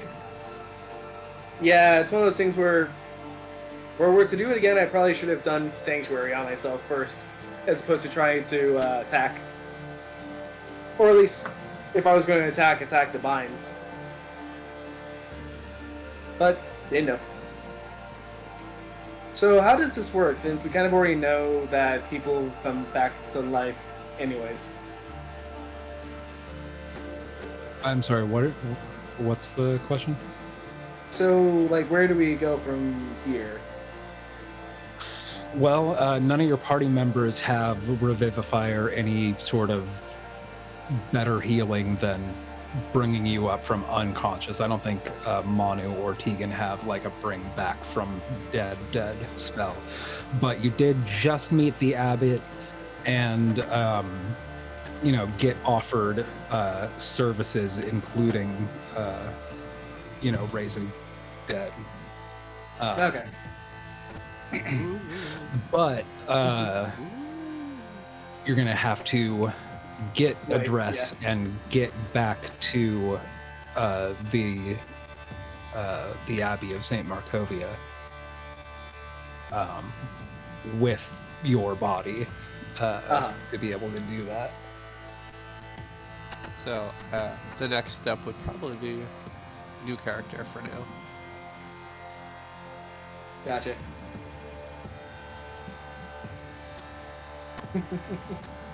Out of nowhere, Marquinhos comes.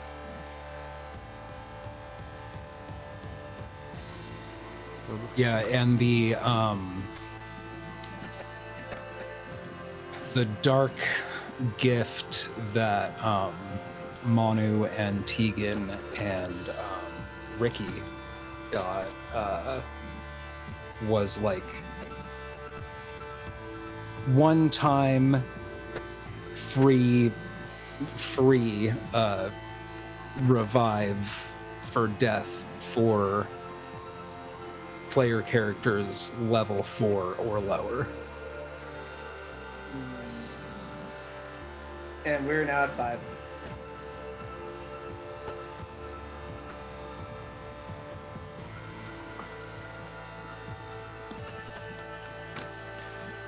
I'm gonna assume that Manu doesn't have Revivify prepared.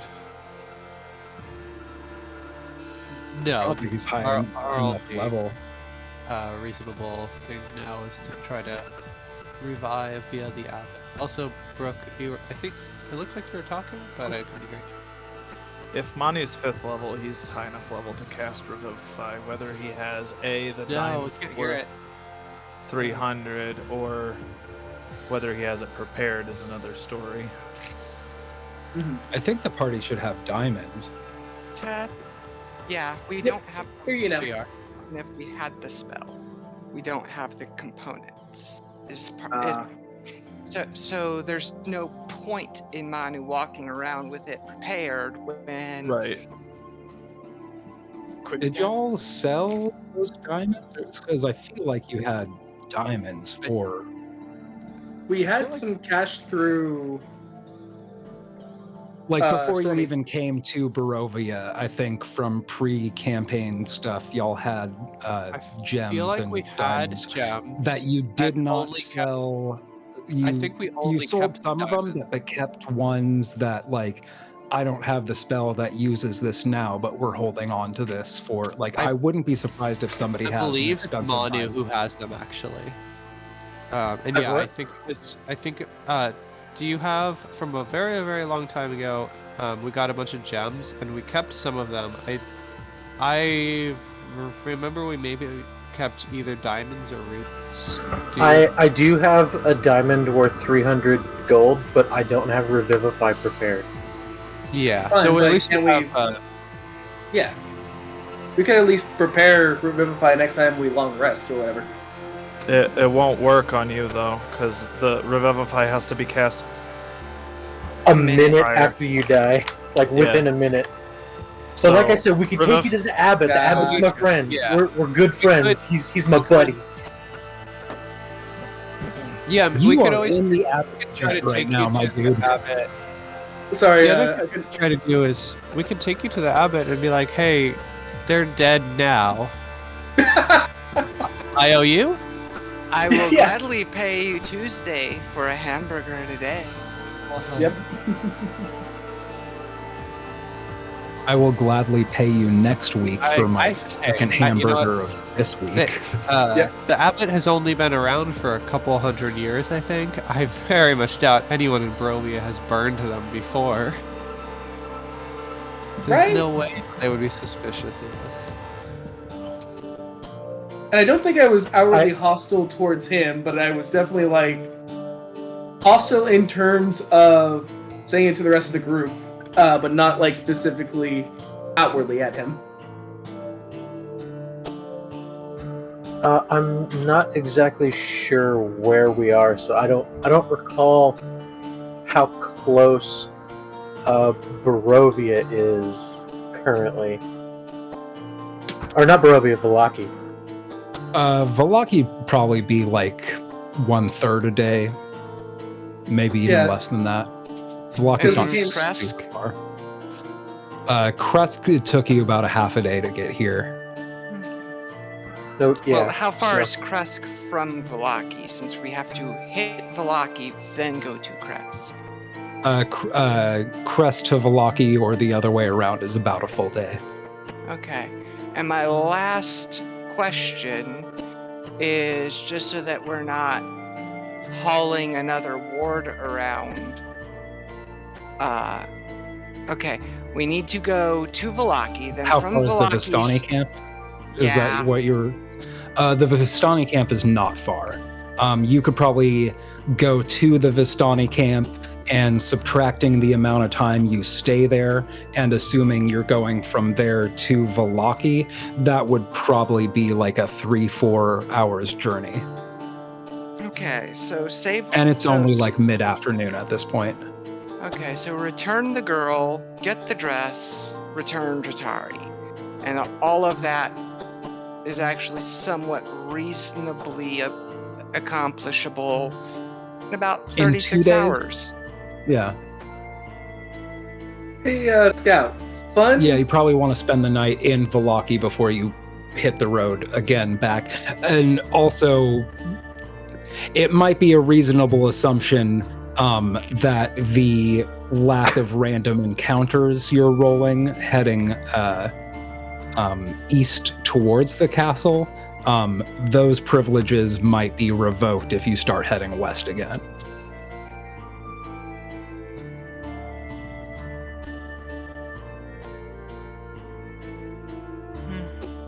I ain't scared. We can take on anything. Except spiders, wolves, spiders. vampires, Look. revenants. Most of us took on the spiders. Only one of us died. Because I was also stuck in place. That sounds like you problem being weak. Wow, okay. But yeah, this is the first time Okay, Zhao. death has happened that Useless. there wasn't a contingency plan in place made by the party or the powers that be to undo that untimely death. This is kind of a first in that regard. And Remember Tegan is everything. probably still staring at Dratari, like waiting for Dratari to get back up. Because again, Tegan genuinely doesn't understand the truth of what happened, has her own beliefs, and definitely does not believe the abbot's word on what is and isn't true about all of it. So, If nothing else, it'll be kind of a fun thing to actually see what's going on in that regard. Through my dead body, but still. well, and even then, all Tegan would understand is it did work for her, and it did work for Manu apparently, and knows something happened to Ricky Ricardo, but doesn't actually know what or why the difference is. Now, when you say Ricky Ricardo, is it me you're referring to? No, our previous paladin's character name was Ricky. Oh, Ricky Regal, though, not I Love Lucy. I was about to say. I thought you were just mocking me, as one is wont to do. Not this time. Next time, though. Next time for sure. Next time, Gadget. Next tie. Why am I like picturing the El Dorado meme? Both. Both is good. Yep. But yeah, depending on how long we want to do that to get back to the Abaddon Lake. I don't know if we would want to do that or not, but we do have a character technically in the wings. Well, But it would be a first little bit thing weird if I I'm were to gonna play do- as Stormy. If you wanted to use Stormy, you're more than welcome to. That would Like in- technically be up to Agatha, though, to see where Stormy even is at this point. Oh, Right. sure. Yeah, I feel like Stormy is kind of on a railroad at this point. Fair enough. I was just thinking, like, if I had to try to put a character in the wings, I need to then take out because, you know, if we do go with the path You of can use reviving Slender Car. Cup. Sorry. Yeah. Oh god, that'd be Do hilarious. I want to know? We finally got around to You're- playing that improvised D&D game, and Scout played as Slender Cop. Slender Man, Yeah. but a cop.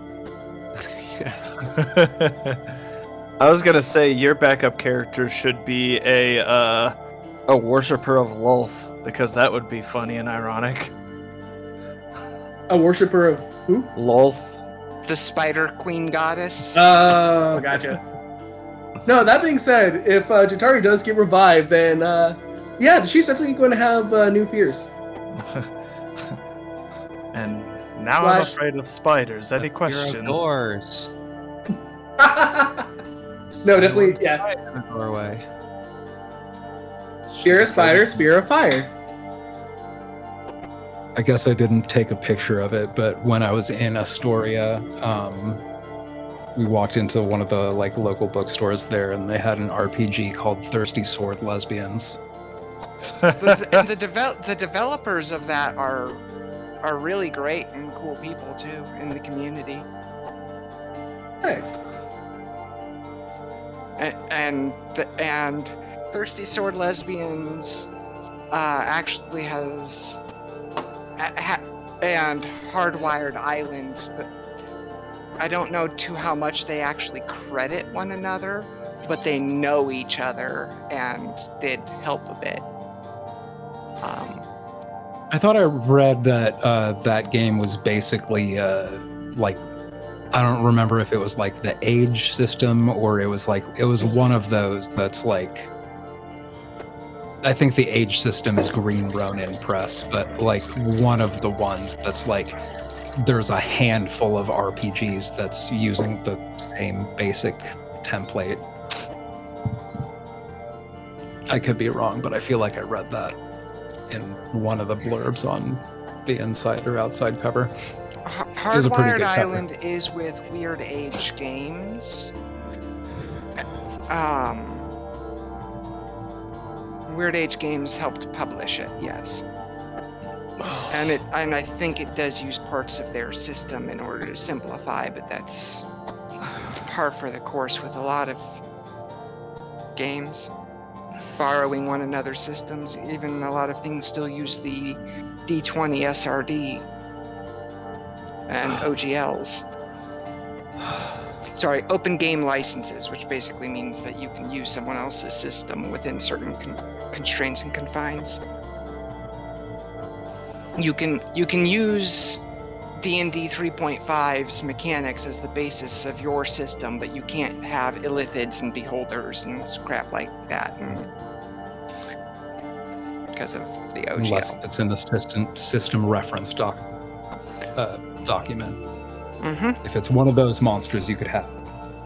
Well, and even then, it depends on whether you're using SRD content, which basically means you're writing a module for D&D, or if you're using the OGL content, which means you're using the mechanics they wrote for your system and setting and game. There are different allowances.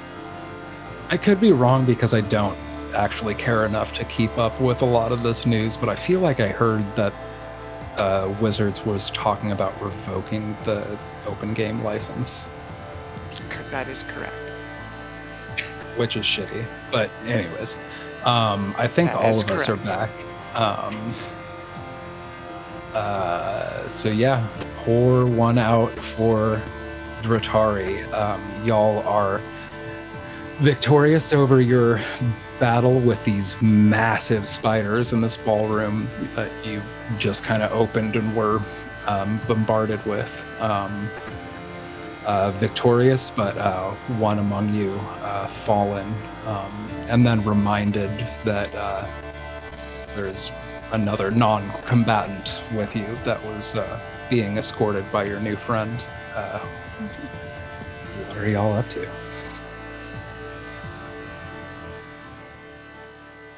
Okay, so she won't be dead forever. Because the Abbot's my best friend, and he helped me out with my thing, and so we can, but we should go and do the thing that I promised for him, which is which is get the dress, and definitely not peel off Tegan's face. So so we can go and do that, and then maybe he can help us if he's got that kind of magic. We're peeling faces off?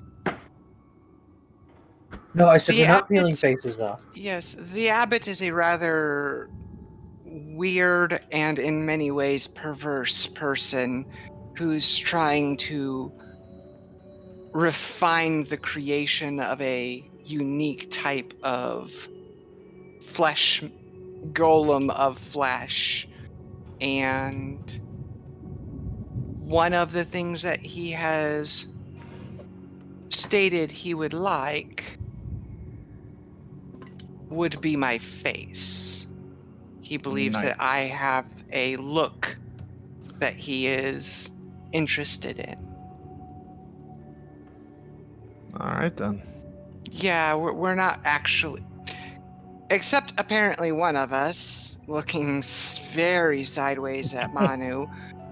We are not, as a group, completely trusting or liking of this person because of his. Penchant for stealing faces? It goes further beyond He that. asked for a face. He did not steal anybody's face that you know of.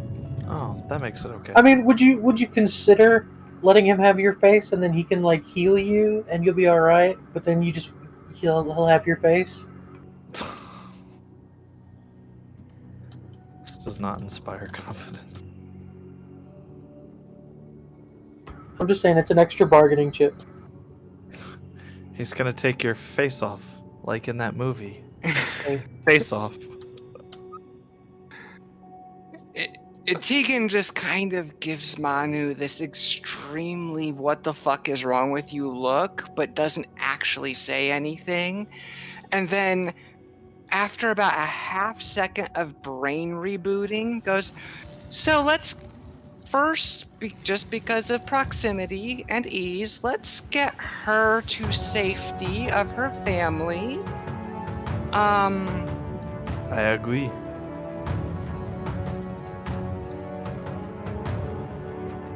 Tegan will go ahead and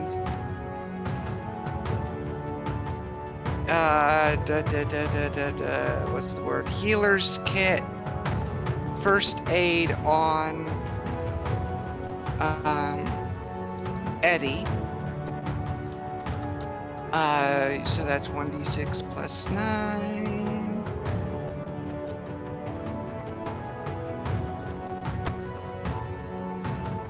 I've already hauled the broken pieces of the other me over my shoulders in a fireman carry. So, Eddie recovers 12 HP. I'm gonna wrap Dratari's body in my net and then kind of sling it across my shoulders and carry the body. So Dratari is in a fishnet body bag. Great. Yep.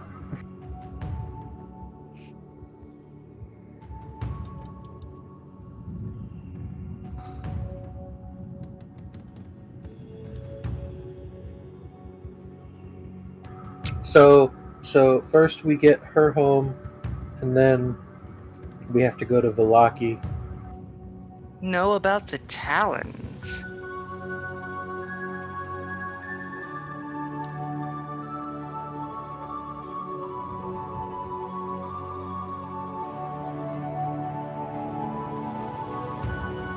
Sorry, reading what Ghost Dratari is saying from beyond the grave that none of us can actually hear.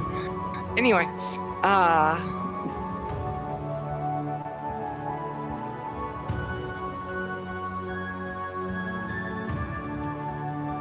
so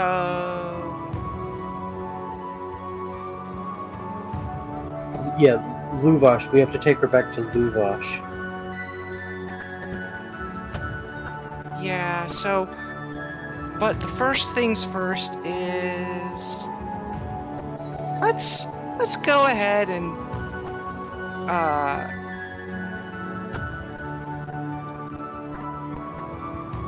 get out of here and head over to the camp and try to ask them also if we can go ahead and rest there and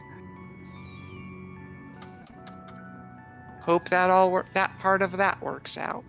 We should try and get a reward too, because those potions are bogus. You're not wrong. I just want to get there safely. That is current item on the to-do list. Get there safely. We can worry about the negotiations when we're there, but you are definitely quite correct. Tegan is continuously looking over at Dratari's body, still expecting Dratari to be saved by her god like Tegan was saved by hers. And Tegan doesn't understand if maybe it's because Hypnotoad is a cult, and maybe it's a deficit on behalf of the Hypnotoad more so than. But yeah.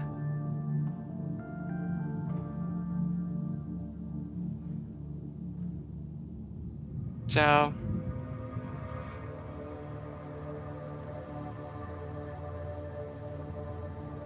I think Arabelle is going to kind of waddle up to Jack looking very timid, kind of peeking into the grotesque insect horror that's on the other side of that door, and the what's that, like 24 seconds of scuffle that went on in there over 4 rounds of combat. And she says, I'm still scared of the blights if they're still out there, but I think I might be more scared of this place now.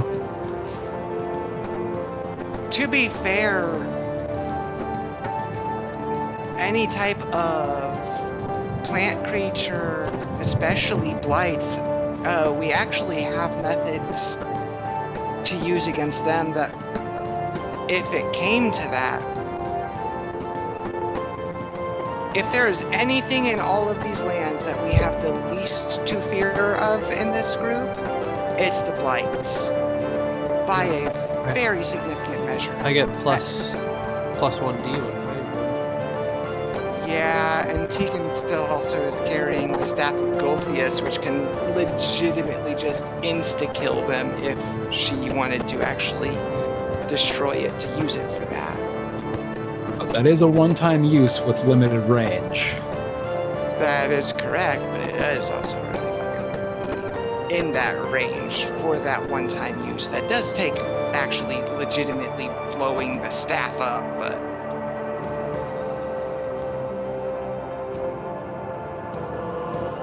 And this would have had to be on a divergent timeline where you had failed to stop the druids at Yester Hill to be able to fuck around and find out, figure this out. But that also would have worked against the tree blight that would have erupted out of the Strahd statue.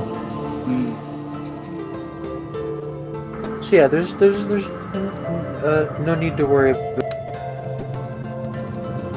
You got cut off at the end there, dude. The blights are dumb.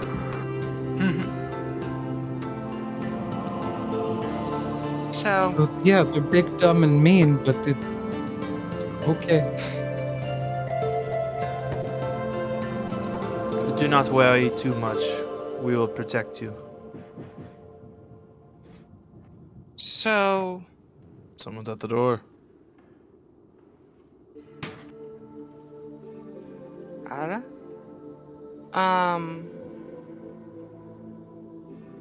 As we've been having this conversation, do you resuscitate Other Jack? I have to take a long rest in order to do that.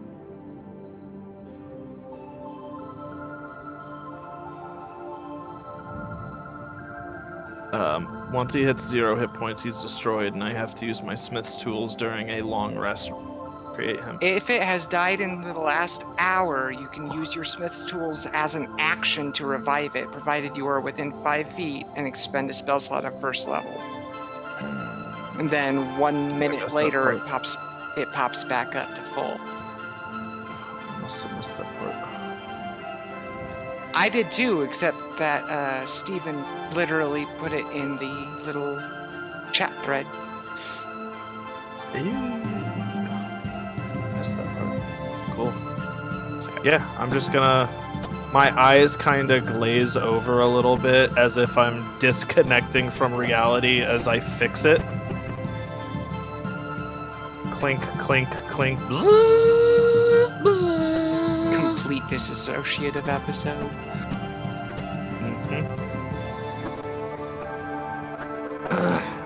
And little Jack stands up as if nothing had happened.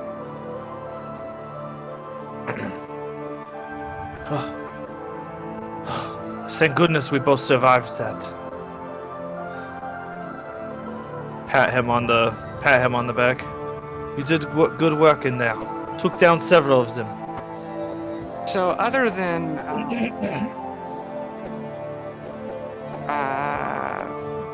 so I'm now down to 51. Other than Eddie, who I already used the healer kit on just now, is there anyone else who's injured but not dead? Yeah, I'll take some. Wait, do you get temp HP for that or? No, it's actual healing.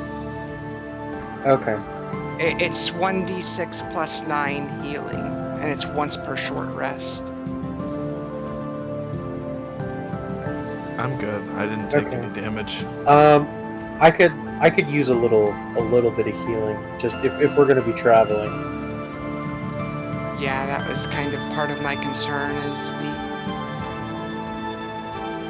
traversement risk. So 13 to you.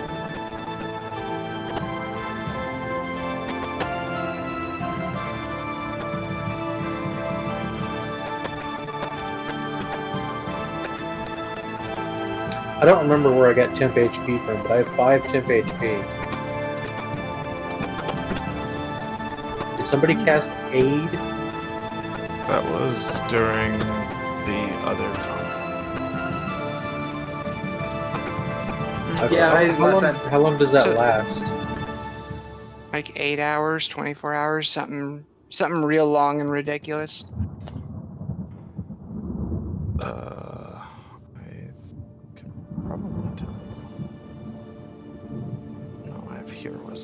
No, I do have aid. It lasts 8 hours, Okay, I'll keep it for and now. it's not temporary hit points. It's just straight up maximum hit point. Okay, then I have no idea where I got temp HP. Yeah. So aid you might is have marked aid it grants. as temp. Yeah, aid grants you maximum hit point and actually stacks with I temporary did. hit point. That's hit what I points. did. That way I don't forget that my max HP is a little higher. Well, just remember that because it's not counted as temp HP, you can also have temp HP.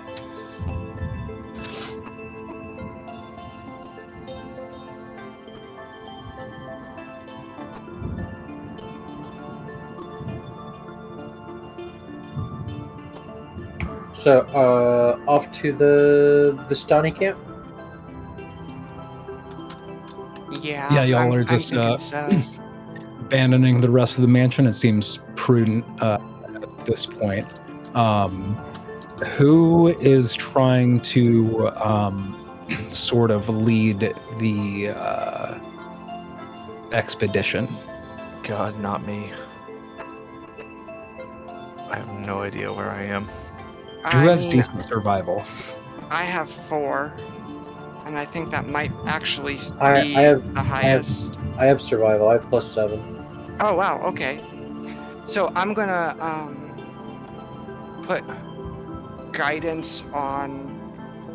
I'm gonna put guidance and bardic inspiration on Manu as Manu takes the lead.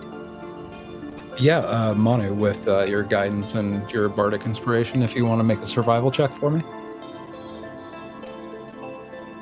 What's the bardic inspiration die? You have both a D4 and a D6. D4 from guidance, D6 from bardic. I literally cannot fail. Just don't try to get too in the habit of remembering that it's a D6 for my bardic, because I'm so close to that being a D8 now. That's a 31 total. Nice. So I imagine if this was a TV show, the most dramatic shot of you all exiting the building would be kind of going through the ruined ballroom, where you just slayed all these spiders, and then out this kind of crumbled wall to the south yard. And you kind of look around to get your bearings, and you see that there is a raven kind of circling overhead, and as you step out, it stops circling and starts heading to the east, and kind of lands on a branch and squawks a couple times in your direction, while glancing in between you and then further on in the tree line. I think you intuitively, with your experience with the Mardikovs and even the ravens that don't speak, ones that aren't were-ravens, just the ravens in general being kind of helpful. And you kind of walk past the tree line with the rest of your party in tow, and you see you're on a bit of a ridge looking east, and there's a good hill, probably one that I'll say with a 31, you said? That's a lot. With that survival check. Otherwise, I think if you were going down that way, everyone would have to make either a dexterity or an athletics or acrobatics check to not tumble down this kind of steep hill. But while you're on this kind of ridge, you also seem to scout a good path down that seems to have a lot of hand and footholds that should be relatively easy, even for whoever's carrying Dratari to get down without too much issue. You look further to the east, and you do see a river that flows. it is flowing from the mountains to the south towards the north, and you could probably reasonably assume that this is a river that leads to Lake Zarovich, which is on the north end of the town of Valaki. And the tree line that you see to the east of this kind of river that cuts south to north, you are also pretty sure it's inside of there, where the Vistani camp is.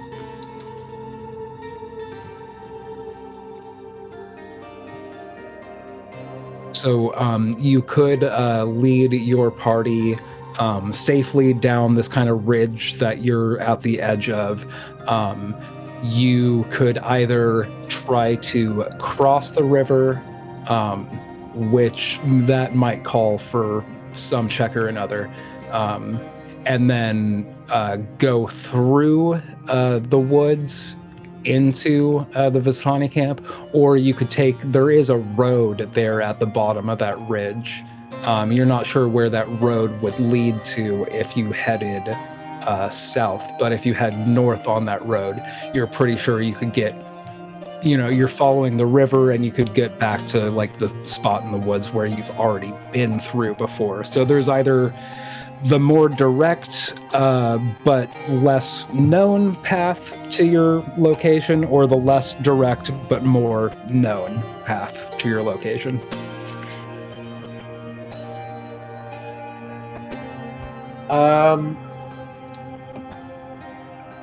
Let's see. I would feel that time is probably of the essence, so I would take the shortest way possible. Okay, you lead your companions to this ridge beyond the tree line to the east, and it's pretty steep. It's kind of slow going, but you all are able to get down to a road, and that road leads north to south from where you are, and then to the east of that there is a river. Manu, make another survival check with advantage.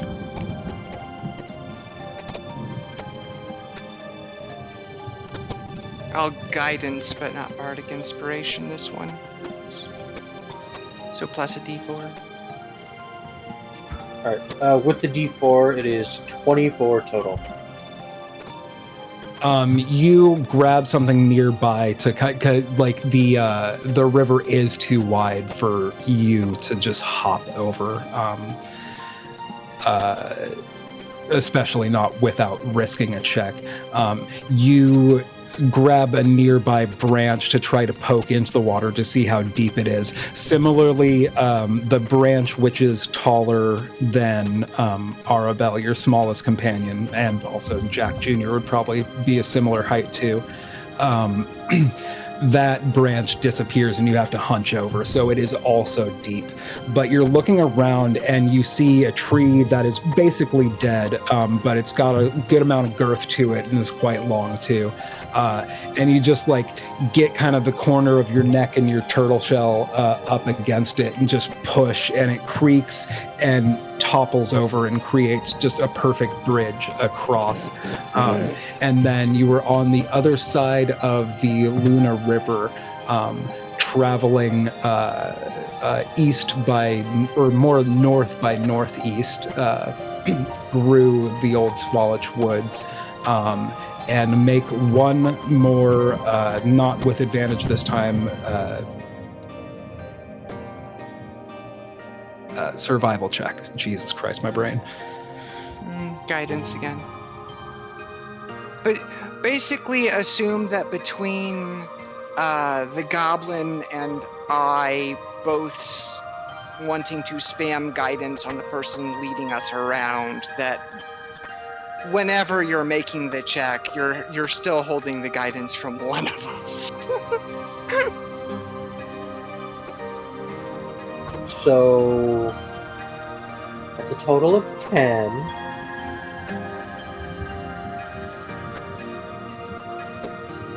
You're making what seems to be pretty good time through the woods. but there is a couple times you're pretty sure you see collection of tree boulder bush next to each other that you're like, I'm pretty sure I've seen the same spot from a different angle like 20 minutes ago. And then you're probably stumbling around in here for a good hour and a half before Arabelle says something first, and then actually no. Arabelle wouldn't say something first. Tegan would say something first. You start to hear, and because of your ears, you could pinpoint the direction you're hearing it from. The familiar noises of the Vistani camp. It's still a bit to your northeast. Okay. If I had actually thought of it beforehand, I also would have mentioned that I would have been also helping Manu with my 4 to his 7, but still, I would have actually been trying to provide advantage on all of those checks, but I didn't. I had forgotten. I've been playing a very, very uncooperative character for the last time we played.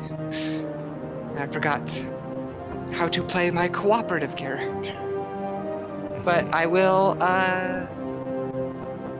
assist at this point, telling everyone that I hear them from that away, and let us all head that away.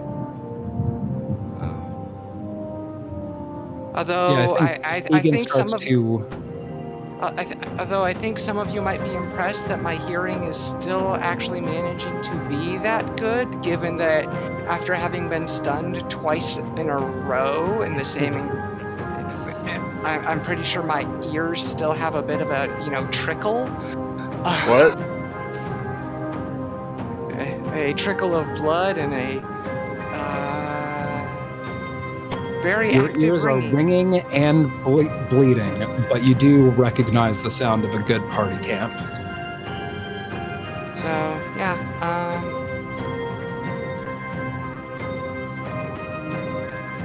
So yeah, Tegan is able to kind of more or less direct you, and I think you get to a point that has not a stream or a creek or even a pool really, but just like some moving groundwater next to a small clearing where like it's not a full grove clearing by any means, but a small opening, and Arabelle suddenly seems like she knows where she is, and she's like, "Oh, we're almost there. I think I could hear them," and starts kind of taking whoever's hand, probably Jack's, and kind of like running ahead, which is still about as fast as your walking pace is.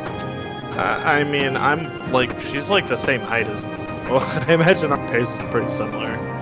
well, yes, but despite being a small creature, Gabos have a 30-foot speed, and I'm sure little child No, doesn't. I'm just moving at her speed. Don't call her out. Don't call me out. But I also like the image of she's probably holding Jack's hand, and I immediately imagined a Jack on each side. Basically. Jack's hands. Yep. Jack's eye. But yeah, not in too much longer, you are able to make it to the Vistani camp that some of you have been to before. Arabelle, I think, breaks away from you and just like rushes into the tent in the center.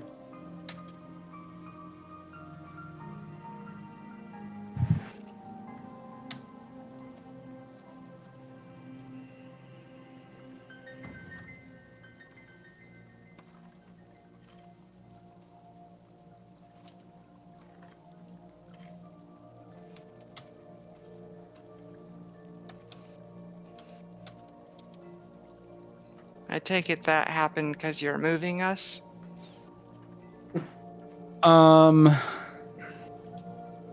Because Yeah, the sorry. okay.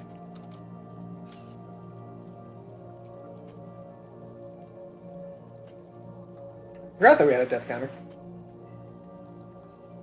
Oh, the move everyone to scene button stopped working again. All good.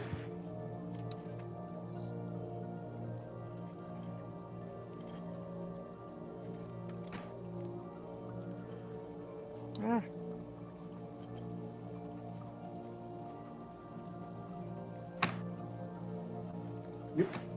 There we go.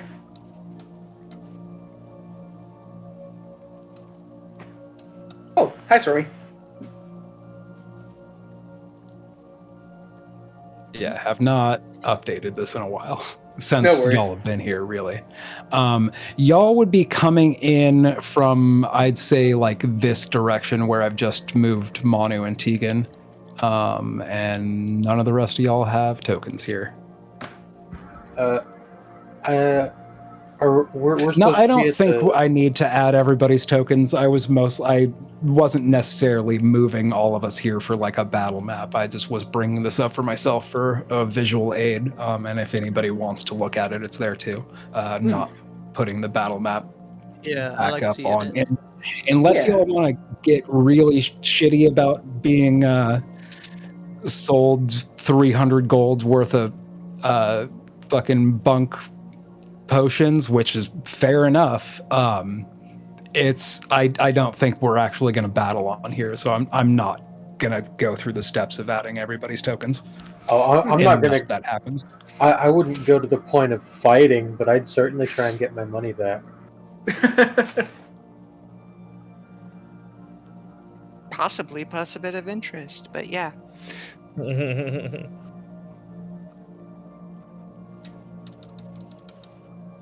Yeah, Erebal has rushed forward and Are we supposed to be seeing the camp? Yeah. Yeah, At if least you're we down are. in the if you're in there, I'm going to click snap players to view, so you should be there now. Try that again.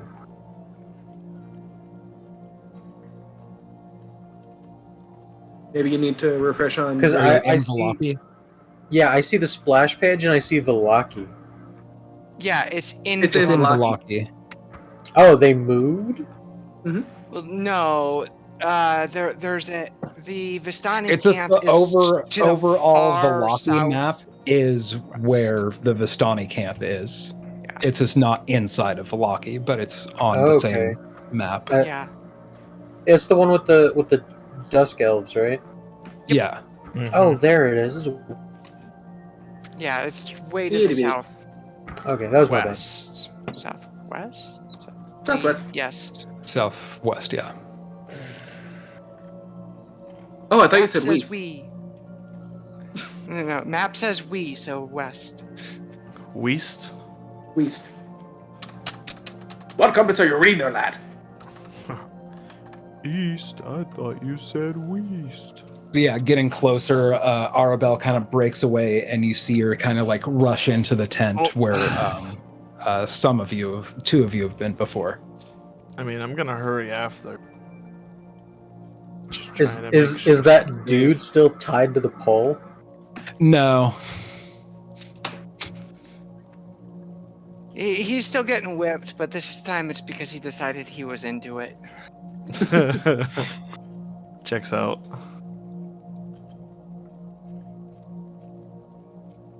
Guys, I'd follow her just so that I can be there and talk to the guy. Yeah, from outside of the tent, you hear the voice of Luvash, just like alerted and surprised and just like kind of caught off in the blue. I think Tegan, you're hearing specifics is like, they've been searching for over a week. They're going to have to call back in some of the search party, but he's so glad she's home. And how did you get here? Where have you been? And I think that's around the time where I think Manu specifically is probably walking in if the rest of y'all are kind of staying in formation. Yeah, I ran with the girl basically. Yeah, I think Jack and Manu ran to keep up, and I think Manu is fast enough that I doubt girl got away from Manu, and then Tegan Oh yeah, that's a mobile Tegan's turtle. just tired. Tegan's just tired. She'll just walk behind all of them at a leisurely pace and let them take the conversation. Because, yeah. Yeah, I think Manu and Jacques walk in second and third after Arabelle, and And fourth. and fourth, because there's a JGU. It's my Yeah, my you, little check. Manu, you recognize Luvosh kind of sitting there. At first, he just is just looking despairingly in the fire, just like a broken, lost person. And then he turns around to see his daughter and stands. I think a stool topples back behind him. There's a second, I think he does a triple take and blinks a bunch of times and rubs his eyes, and it's like, Arabelle, where have you been? We were worried sick. And he kneels down, and she runs up to him and they embrace, and he looks up and sees you. It's like, oh, so you've done it then. I'll point to Jack and say, the little green thing found her. He Ding. squints at you and is like, do not think I've seen you before, but thank you for returning my child. It is my pleasure. She's been excellent company. You've raised a fine daughter. Why don't you tell him whatever you told us about where you found her and something that was being done to her or I something? was about to ask this exactly. What happened? Where has she been? She was kidnapped and taken out to the middle of a lake by My young girl, is this town true? And she drunk. says, yes, it's not these people. That one saved me. It was a big, smelly man who took me and put me in the bag. He said something about needing fish, and I think he meant to sacrifice me. And Luvosh kind of shivers a bit and says, hey, girl, need to not leave the hill. I know you like to wander, but you need to be safe for exactly this reason. These Barovians of the valley, they cannot be trusted. Especially when you are Vistani. And he looks up at you all again and says, well, you are welcome. Certainly if you need rest, I don't know how else I can repay you. Well, if you are able, you can bring our dead friend back to life. I'll jerk a thumb over my shoulder. He looks, his kind of jaw set hard, and he says, sorry to hear. Did this happen in the line of rescuing my daughter? Somewhat indirectly. Incidental outcome, I think. I'm Short afraid answer, there's yes. none in our village that possess this sort of power.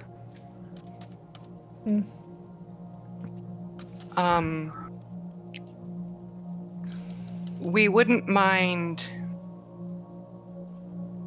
and I was actually waiting for Manu to say it, but I guess I'll say it. we wouldn't mind a rebate on the faux potionery that we purchased when last we visited.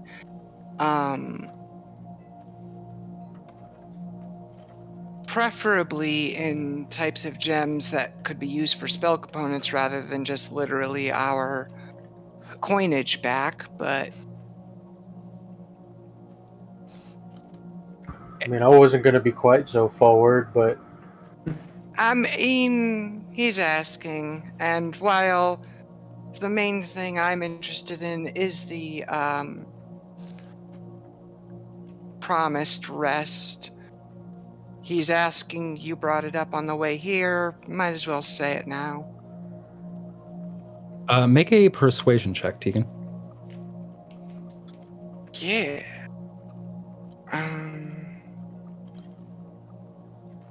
Persuasion is +4.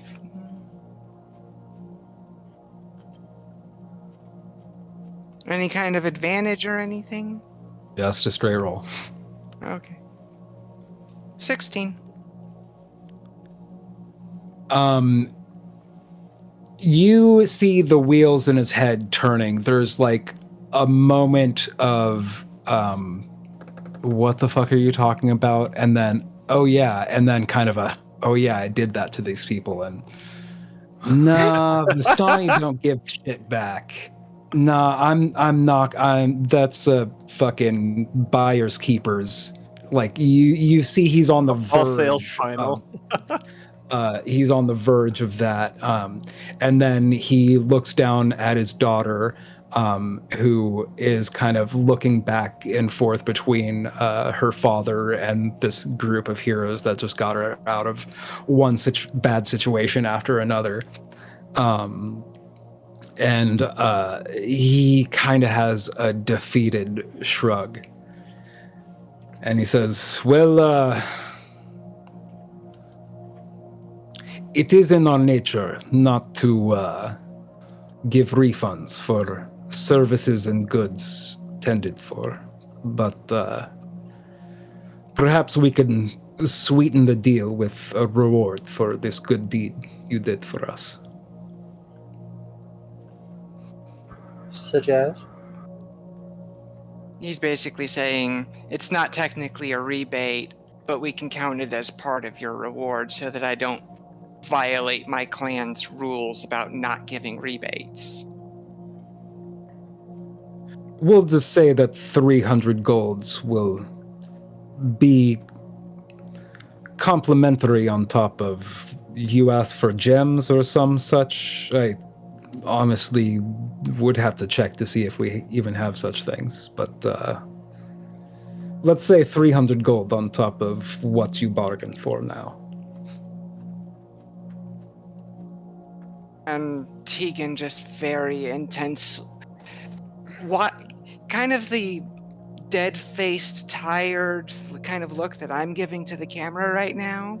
She's giving that very intently staring towards Jack because it's kind of mostly his Fault?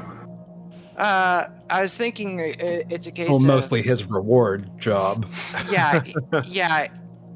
We found him, but he's the one who found and saved her from Crazy Dude. Hey, we would have found her eventually, and we saved them from the house. So, I mean, it's more would we- our thing because we were gonna do it anyway. Well, Stunt, were we Stuntman going to go Eddie to that will. lake? Were we? Were we really? We're going to go to that lake anytime soon. In time to save her from being dunked in the lake. Look, I'm not- Stuntman Eddie, ever unbound from the conventions of good society, will just butt in and be like, 300 gold split amongst this all of us? That sounds pretty good.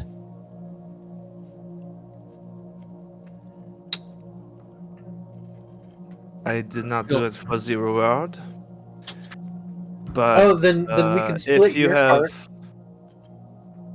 part. I did not do it for the reward, but I'll be damned if I'm giving you money. You strange overgrown tortoise. I'm not overgrown. Most tortoise I see are this big. You're very overgrown. I mean, sea turtles get 600 pounds and up, so I've I don't. never seen a sea Turtle. turtle. Oh, are you from? Do you live on the coast? He probably lives in a garbage heap. You might Well, not we don't sea have to be turtle, but too Manu rude. sea turtle. Who said he lives in a garbage heap? Manu did. Alright. Because we learned about goblins. I mean, some of our classmates are goblins. I have to imagine. I can't picture that like at least one professor somewhere in our school isn't a goblin. I'm pretty sure one was, but I couldn't necessarily name Depends. them. I that's what I'm saying is I know there was an orc professor, and I'm pretty sure there was a goblin professor. Yeah, there's definitely an orc. Goblin sounds familiar. I think I don't remember what her name was, but the one that talked like Bjork, the one that was who The butt stuff was her hostage? pet. No, that was Prance Goodbody. That was a tiefling. Okay. But the next room in that first episode where you fought the cultist and three Yeah. spiders, which was the first appearance of butt stuff. The legendary butt stuff. Who was still a spider? It's still the same guy, just throughout the whole campaign. He just keeps coming back. Strahd is butt stuff in disguise. The mighty butt stuff. Fight. Well, Stormy's version of Strahd is the almighty butt stuff.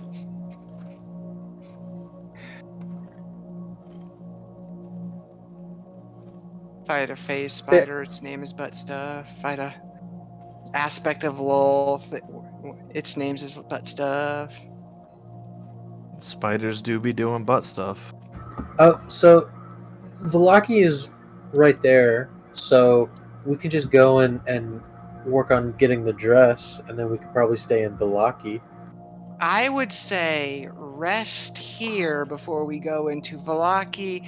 And I'm saying this right out loud in front of the guy. And speaking of, do you know much about what the conditions in Vallaki have become ever since the St.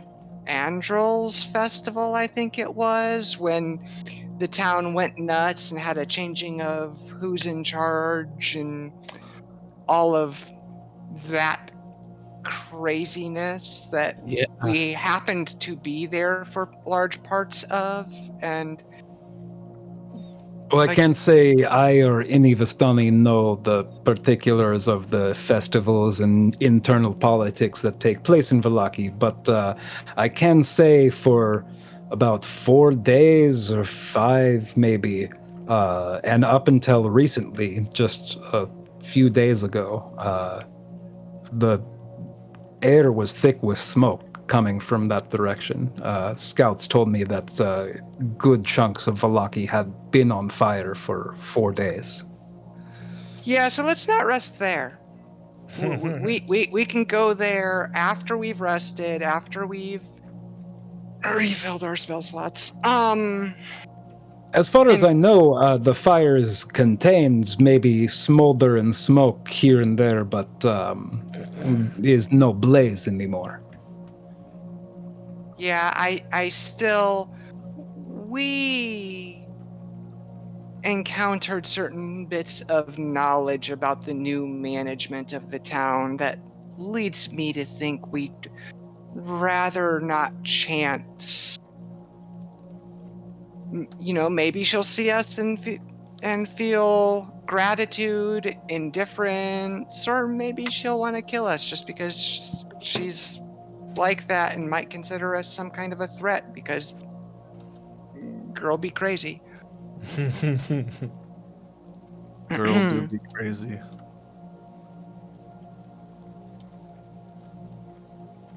So I just don't want to go into town and risk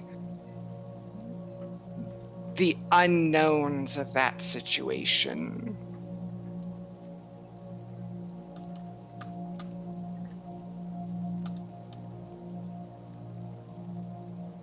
The change in rulership or no, the Vistani have historically never been welcome in the village of Balaki. Given the recent events, I think you're actually not really missing out on anything and probably coming out a bit ahead on that. Not that we imagine they have anything we need or want or can't live without, but the unwelcomeness. They don't welcome each other, it turns out. And it's to a very violently discriminatory extent amongst one another in that way as well. So having force of exile so that you're not there every time they actually actively decide to stab each other in the back, literally instead of just figuratively that day, being away from them. I'm not trying to make light of your plight and the discrimination you faced. I'm just saying that those people who are discriminating against you discriminate against each other and are violent, backstabbing assholes. And being nowhere near them is not the worst case scenario. We do well on our little hill, and other than the Dusk Elves, we're not, confined here. Many of our people are nomadic. They come and go elsewhere in the valley, elsewhere beyond the mists. So we like our quiet life here, separate from the Barovian ilk. Yeah. But yes, that village was quite on fire for like 3, 4, 5 days. Yeah. They right. did not put it out very quickly. It seemed like days of battle. They were quite intent on letting large swaths of it burn quite intentionally when we made our exit because they were fucking nuts. And, the previous mayor was strung up over one of those blazes, and they were actually lowering him into it as slowly as they probably could, which, for the record, even those of you who were there for these events, Tegan's the only one that saw it, and this is the first time she's actually told you guys what she saw. He gives a little chuckle that doesn't seem... it seems more amused, like serves him right, and says something like, "Oh, such is the nature of politics, I'm afraid." Yeah, and the person who's now in charge of the city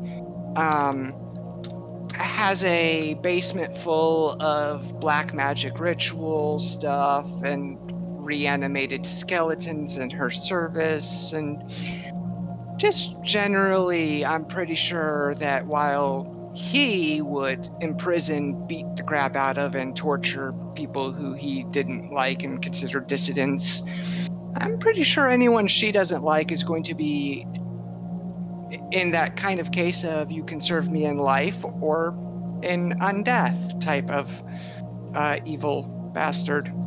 So... in the lands of Barovia, that might be considered par for the course, I'll be fair, but I'm used to not that. She's also something that I want to do while we're in town. Phrasing?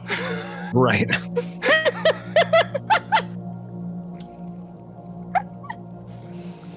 Jesus No, Strahd, fuck. just,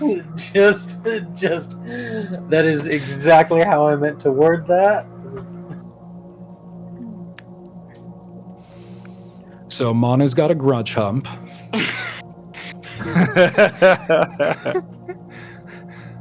But no, I wanna check in on her, and yeah, we'll see how that goes. Thinking Milton from Office Space. Burn this. I can burn this place down. I can bring this place down. Somebody took my stapler.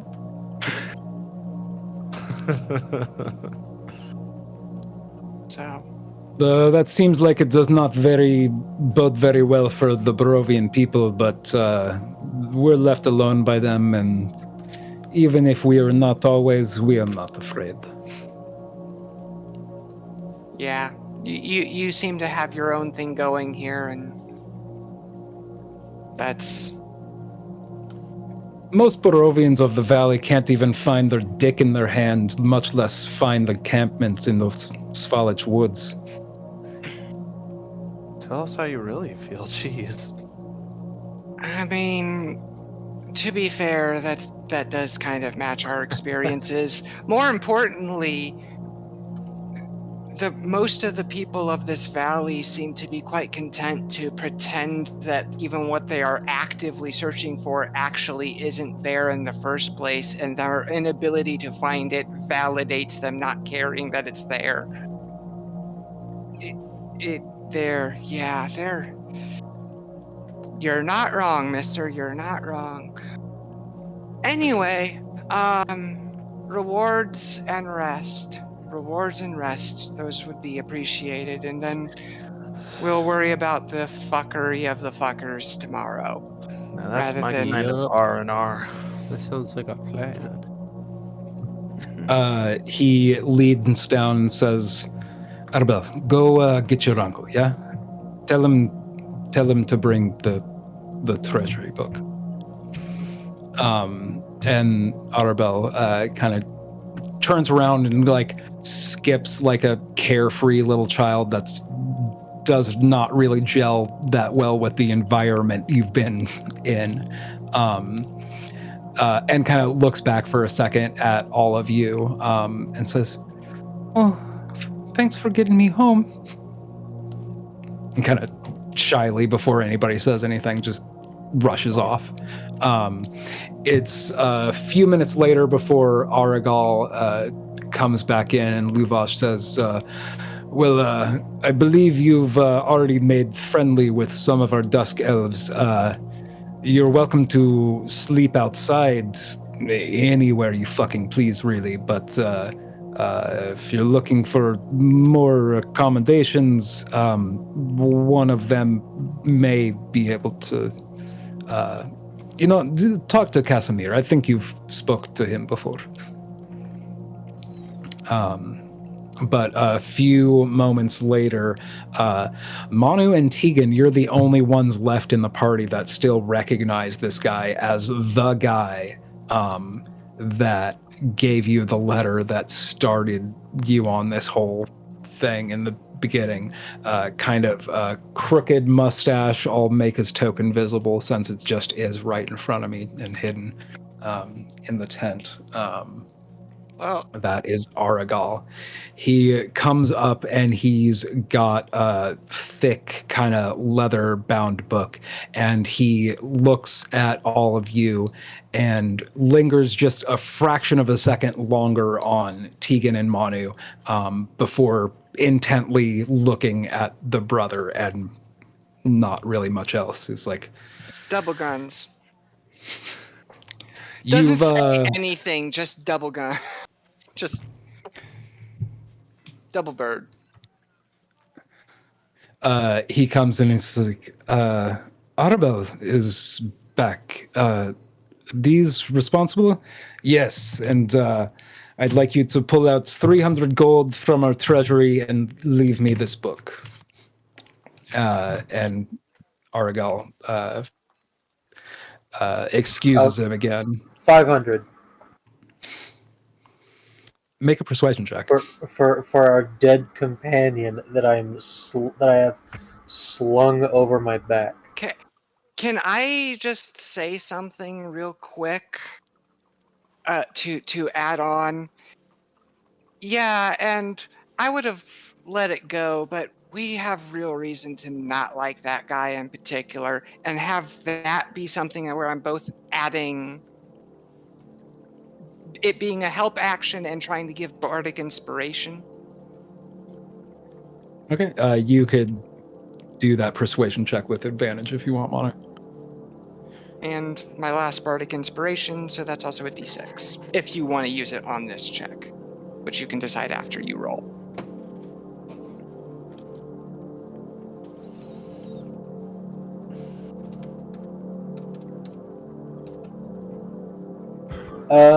That is a total of 14. Total With of the 14. d6? Yeah, with the d6. Wow. I don't have any mod to Did you- persuasion. Did you make it with advantage? Yep. Jesus Christ.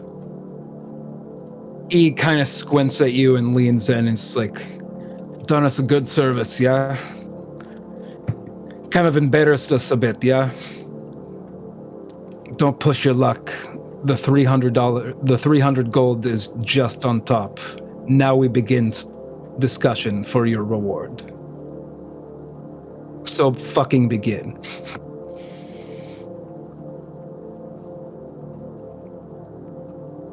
You mentioned gems, and he starts flipping to a chapter in his book. Is there any cut or stone or value, or do you just like shiny rock? The spell component gems, the most frequently valuable to be used in the most spells tends to be higher values of diamonds. Some such spells requires a single such diamond of a particular value, but most of them just care about the total value of the diamonds. Some spells require other gems. And this is both. This is more so Tegan than I, but it's like I think there's been spells that require jade or emerald, but I think the next most common after diamond is ruby. For the record, there's like 2 or 3 spells that require jade, and it's I not. think you're right, but I might think you're right because I learned it from you. So I don't know if that's very helpful. It's technically correct, but most of That's the spells. the best kind of correct. But most of the spells that require ruby are things like non-detection and magic mouth, which we're just not going to be casting and not going to be knowing amongst our party. So while it is the next most common kind, it's not that useful. Identify uses jade, so I assume our artificer has that. But the jade is not expended in the casting, so you don't need a supply of jade. Similarly, for the 9th level spell Shape Change, you need a crown made of jade, and it likewise is not actually expended. But so your DM was rolling dice, but Luvosh was looking in a book, and he comes back to you. He's like, looks like diamonds, we don't have any that are worth more than 120 gold pieces. Jade, we have even less, and the largest of those are only 60 gold pieces worth. We have some 100 gold piece emeralds and some 120 gold piece rubies, but not many. So what specifically are you looking to bargain for? To your point, by the way, it's and not jade. Ivory for identify? Pearl. Oh. Well, the pearl is one thing, but there's also, you need 4 slats of another material. For identify?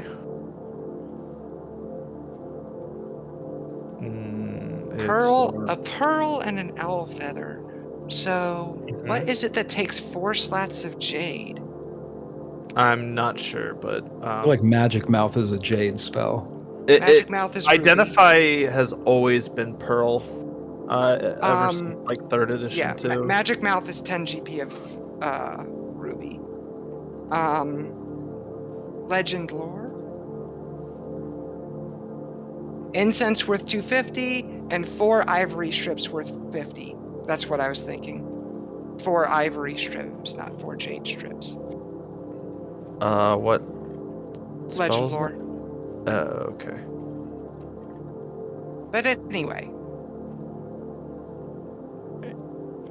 So is it gems that you want for your reward? Tegan kind of looks around at the rest and is like, unless anyone else can think of anything, I would at least think that we'd like the diamond for the various recovery spells that need it, such as looking at Dratari's limp, decaying corpse, such as spells that could undo the status effect of death, as well as other advanced status effect removal spells.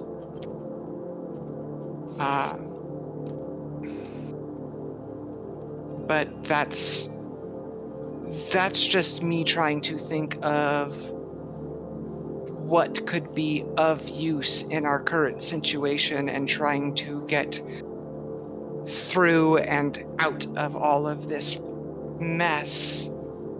But I don't know what the rest of you are thinking. I mean, honestly, that sounds fine to me.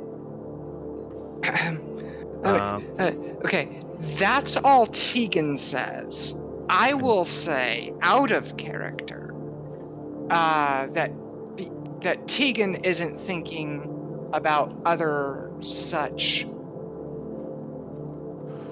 objects and options like potions of healing or potions of strength or whatever. Right. I mean, spell components seem like. Yeah. I mean, Jack is interested in. Obvious. Yeah.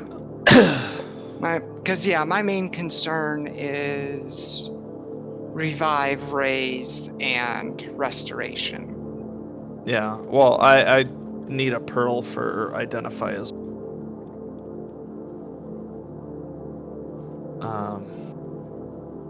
Well, speak up and tell the man. I thought it was just Manu and.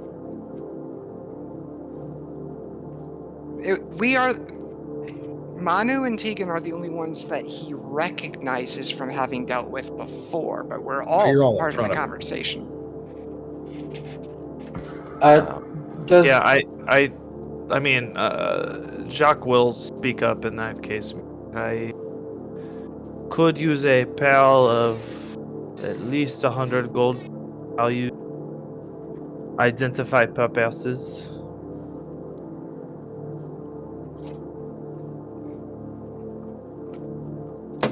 If that is on he the flips table. to a different page in this ledger that he's looking at. So the 100 gold for a pearl? That's correct. Seems like we have one in order. And was it just diamonds the rest of you were looking for? Do you have anything that could possibly be magical? That like a weapon or armor or something? Basically, none that aren't the personal property of me and mine. Yeah, basically, we keep getting into trouble as we travel around Barovia, and that is expected to ramp up significantly quickly, for reasons that I'm sure you'd rather not have the knowledge of being involved in. but just on that plausible deniability range. But do you have anything that could be foreseeably of use, especially combatively speaking, or just general survival? To keep your fucking head down and out of the shit. It's a bit of advice. Like I said, we have some coin, we have some raw minerals and gems. We have some wine, we have skins, we have horses if you want horses. But much else in the way of weaponry, shields, magical items, we cannot help with that. Yeah, I think on the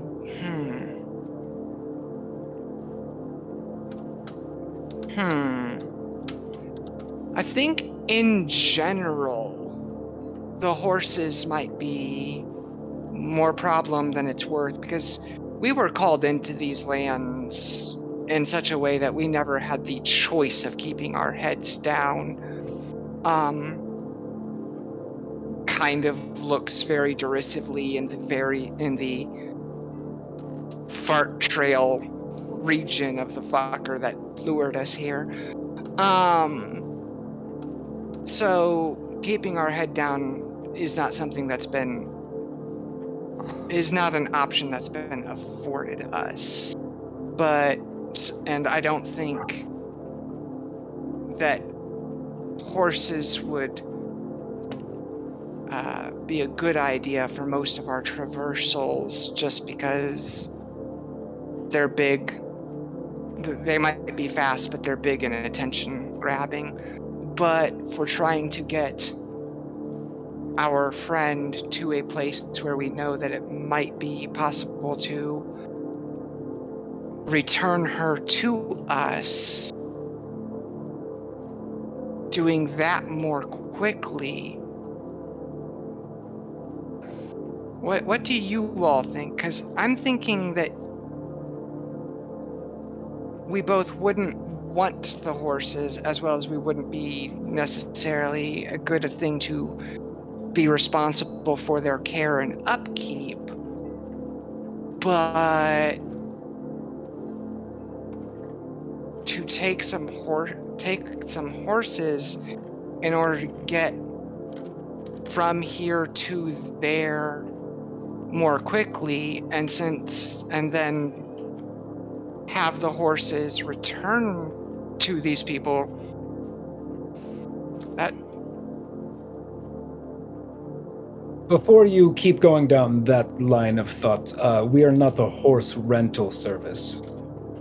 Horse is your reward, or I'm not saying horse you that do we're not trying have. to rent the horses. I'm just trying to think, because you mentioned it as you listed off possible rewards, and I was just trying to think that on the one hand, we wouldn't be able to keep them and care for them, and if we were to try, they would end up dead very quickly in our wake anyway, just because the realities of the situations that we have going on around us in these lands.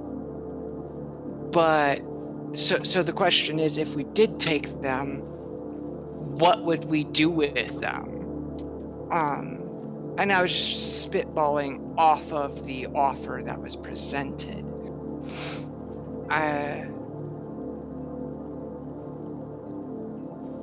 I mean, I guess at the end of the day, it's always best not to look a gift horse in the mouth of his work, so... No, I don't think we should get horses. This is a payment horse, not a gift horse. Yeah, That's true, but I mean that more in terms of... Nah. Alright. And also, yeah, it would probably help you get Dratari to the abbot as quickly as possible. That was, but yeah. You would assume that you need to do your business in Vallaki and grab the dress before the abbot is willing to take Yeah, time out of and his it's- day to do more without, payment rendered. It's also not terribly far on foot. Like, I know It's a horses. It's a day's travel on foot from Valaki to Kresk. Yeah, I know it. I know the horses And would not make literally it a whole significantly day, but shorter. like all your effective daylight's worth of traveling time. Yeah, like 8 hours or whatever. Yeah. But yeah, I think horses would just be too much trouble to take care of. Yeah, even just for basically 2 days ish before we, unless we did take them and then sold them in Kresk, but I think Luvosh probably Hey. makes an offhand comment, something to the extent of, I only threw it out as one of the only thing that people come here to try to buy, and then under his breath, or steal.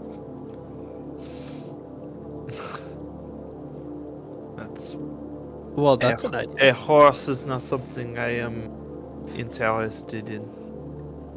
Kind of insinuating that horses had recently been stolen.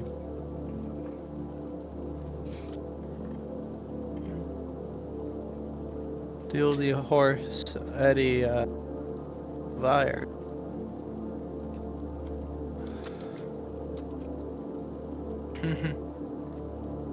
I don't know. The only thing I can think of that would be really useful, other than what everyone else mentioned, just the diamonds would be good. yep, diamonds are forever. A pearl, Or- a pearl or for until- me. If I have one pearl, I can identify for forever. It seems we have your pearl, and I can offer you 4 diamonds of 120 gold piece value. Sounds good to me. That is acceptable. Luvosh walks in, or Aragal walks in a second later, and doesn't place this in front of you. Places a little satchel of coins in front of his brother Luvosh, and then Luvosh writes something on a slip, puts it on the inside cover of this book, and hands it over to Aragal, and says, and the rest in gems and 1 pearl, if you please. And Aragal turns around, heads out again. And unless there's further discussion, it's just another moment of you awkwardly looking at each other before Aragal comes back with a little sack of 4 diamonds of 120 gold piece value and 1 pearl of 100 gold piece value.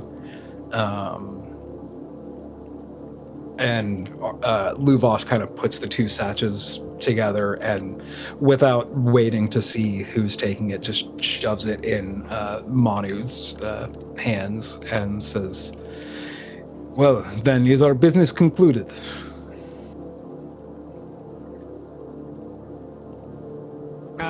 I'd really like that man to be punished for telling us to come here. This place kind of sucks. I really don't like him and am displeased with him. But realistically speaking, if Strahd told these people, made demands of these people, do you really expect they'd have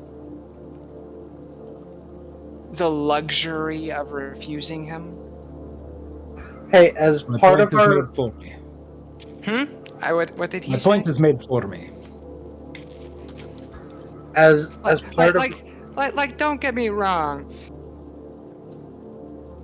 I'm not gonna share a meal with him. But I'm not gonna bother to spit on him either. I'll flip him off at every If opportunity. Aragal had Again, dealings with you where you are from, and he was outside of the valley and brought you here, The one you need to bring up the complaint to is our Lord on High at Castle Ravenloft. Yeah. I still don't have to like him, though.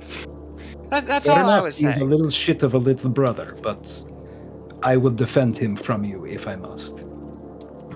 Can I make a request? You can make a request and I can ignore it if I don't like what I hear. Well, you'll probably not like it. Can we tie him to a post and whip him like you did that other kid? Can you get the fuck out of my tent? Yeah, even Tegan's like, no. Yo. Even Tegan's like, even I'm not okay with that. I'm going to stay with the Dusk Elves. Fuck these people. Jesus Christ.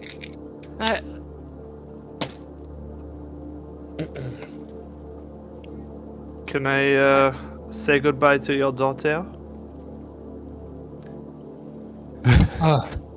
I suppose it wasn't worth. I don't Don't know take why, that out but of context. With the French accent. yeah. It had the same Uh, energy as like say hi to your mom for me. Yes, yeah, it was a little bit of say hi to your mom for me, but twisting that into being towards his Daughter? like Yeah.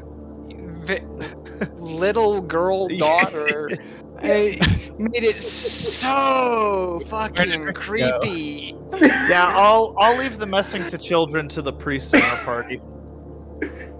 Hey. Hey, I think the abbot is definitely some kind of creep, but maybe not that kind. yeah, Good boy. and saying to the priests He's just- in the party, listen, I realize that both of the priests in the party just blew up your other self, but that's still a little uncalled for. I do realize that just happened, but still not called.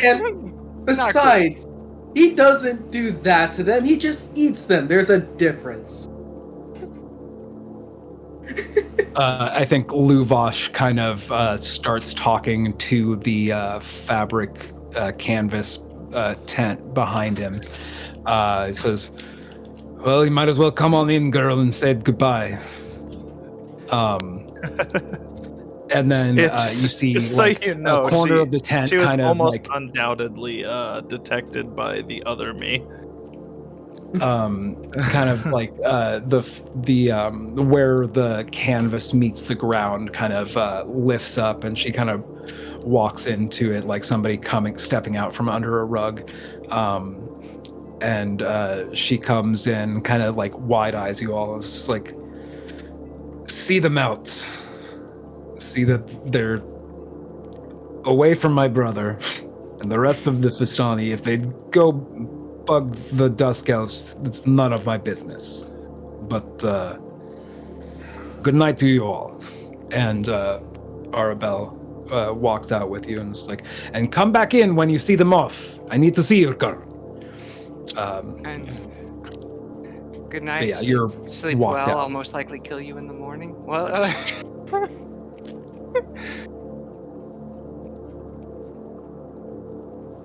have you ever thought about a career in piracy? Never had a bad day. So yeah, you're walked out, and Arabelle Harry's says, not dead, just mostly dead. thank you for getting me home. It's been a hell of a few days for me, but Girl, mood. Big mood. You're a child still. Watch your language. The hell do they teach kids here? Well, they teach the kids how to live in a land ruled by a vampire overlord who's like the king of all incels. So well, they teach us better than to fall for get out of Barovia potions scams. So one step ahead of you all in that regard. Yeah, I had nothing to do with that. I am a businessman myself. Speaking of business and parting, I reach into my bag and pull out 2 objects for her. The first, I essentially hand over a magical toy that I've tinkered to. It's basically a magical rape whistle. Just if you're on danger, somebody tries to snatch you again, squeeze this toy and it just emits a blast of air like an air horn. And her kind of like eyes light up. It's like, oh, I'm going to drive so many people crazy with this. Thank you so much. I hope you do. And second gift, I hand her a dagger. If the air horn doesn't work, stab him in the fucking eye. She kind of just like and gives you like a mischievous look. It's like, I will use it well, thank you. And kind of like tucks it under her armpit, like her cloaks over, kind of like hiding it. If your father asks, I didn't give it to you. Didn't Of you course, thank you literally so just much. give it to her in front of him? No, we left Outside the of the tent. Yeah, Okay. I think we left the she's just tent. watching us off, yeah. Yeah. Or seeing us out, however the phrase is. Okay. Now stay safe. It would be a damn shame if I had to come rescue you again.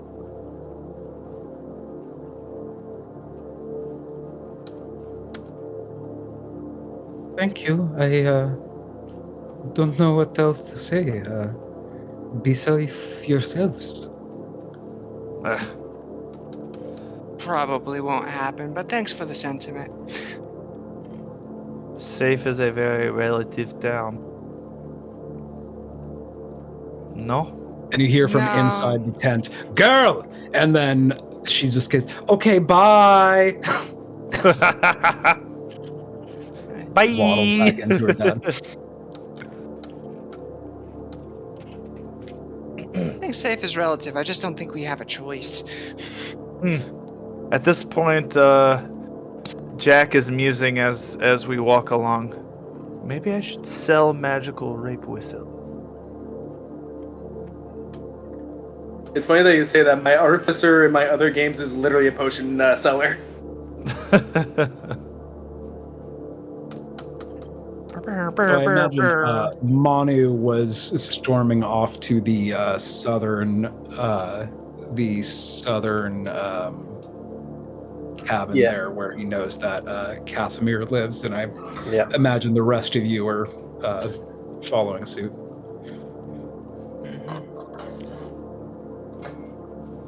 I would just kind of poke my head in and say, hey, we're visiting. I'm still working on the thing you asked for, but I don't like those people, so I'm sleeping over here. Well, hey there, friend. Good to see you alive and well again. And I'll Yeah, point Vistani, they could be a bit abrasive, can't they? And he kind of looks around your shoulders. It's like, might tight to host all of you in here. One of our scouts or two might be away. I'm sure they might find it amenable to put you up for the night in one of theirs. That would be great. Merci very much. Meanwhile, Alright. Jack Jr. just looks up and goes, Oh, that is mighty unsettling. Please don't do that in my presence again. he is just thanking you. What is your problem? He's Well, very I grateful. appreciate it, thanks, friend, but my ears did not take to that too kindly. Yes, well, it is very difficult to use your language. But yeah, clearly, this cabin, it's like if you took up all of the floor space, people would still be sleeping on top of each other. So he's able to point you out the 2 cabins on either side of his. And I think splitting up, you could probably... Comfortably is still a strong word, but you could probably get all of you without, having to play invisible bunk beds. Before we go to sleep, there is one thing I want to do. I'd put Dratari's body down on the floor, and I'd unwrap it from the net, and I would cast Speak with Dead on it. Ooh. I thought this was going a very different, very disturbing direction. Yay! I get to have a talking roll. Welcome back. So remind me, Speak with Dead, is that like you get 3 questions? Up to 5. Up to 5.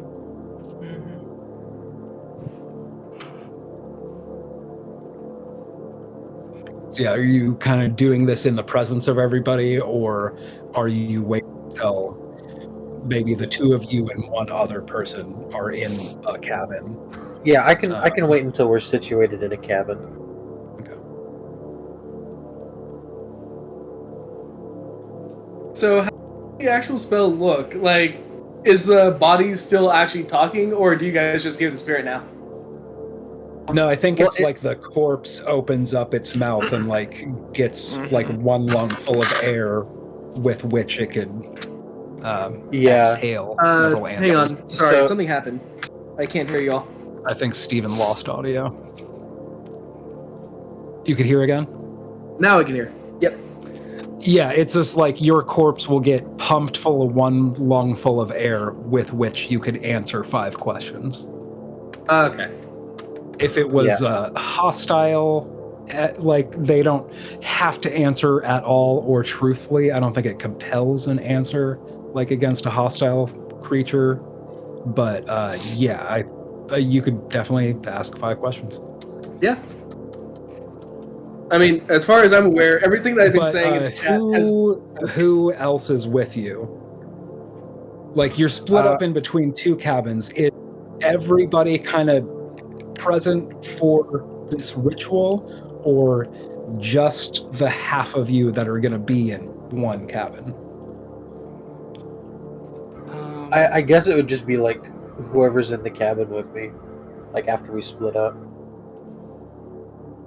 I will So say... there's 6 of you technically, so 3 in 1 cabin. It's a Manu and Dratari in 1. And then I'm imagining Jack and Jack Jr. are going to be 2 of the 3 in the other. So between Tegan and Eddie, who's the 3rd in your cabin? I want to be with Manu for a few different reasons. Okay. 1, he's the only other person left from my actual class group.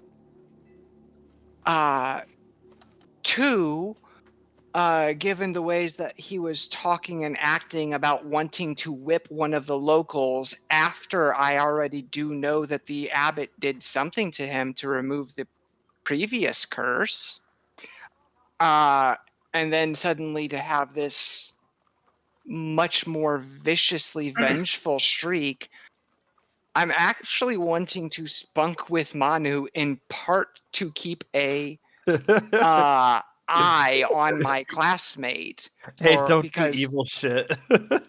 because well, it's this case of if anyone's going to manage to notice if this person really has taken a more stark turn for the evil, it's going to be me, who's the only one who actually has known him for any amount of time.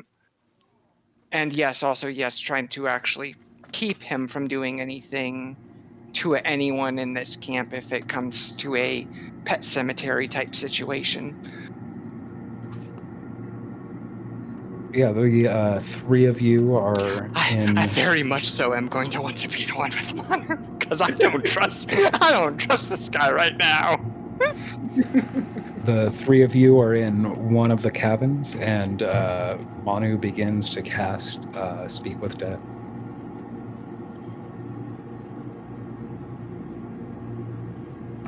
And I imagine it's kind of like in the Baldur's Gate 3 game, where you just kind of float up and your eyes glow green.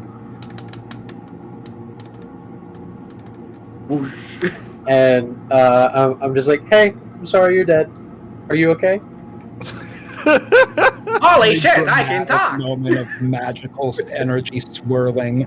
I think Manu's eyes probably like go white for a second while he's casting the spell, and like Durtari, who had been dead, who had been carried here from miles away, across a river and through the woods, and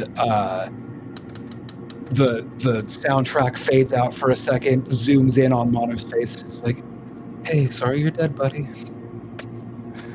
What else are you asking?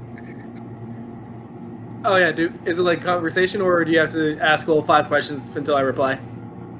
I think Well, it's question, answer 5 times. Yeah. Okay. And like your soul isn't actually returned to your body. It just kind of it's just a sort of semblance of life.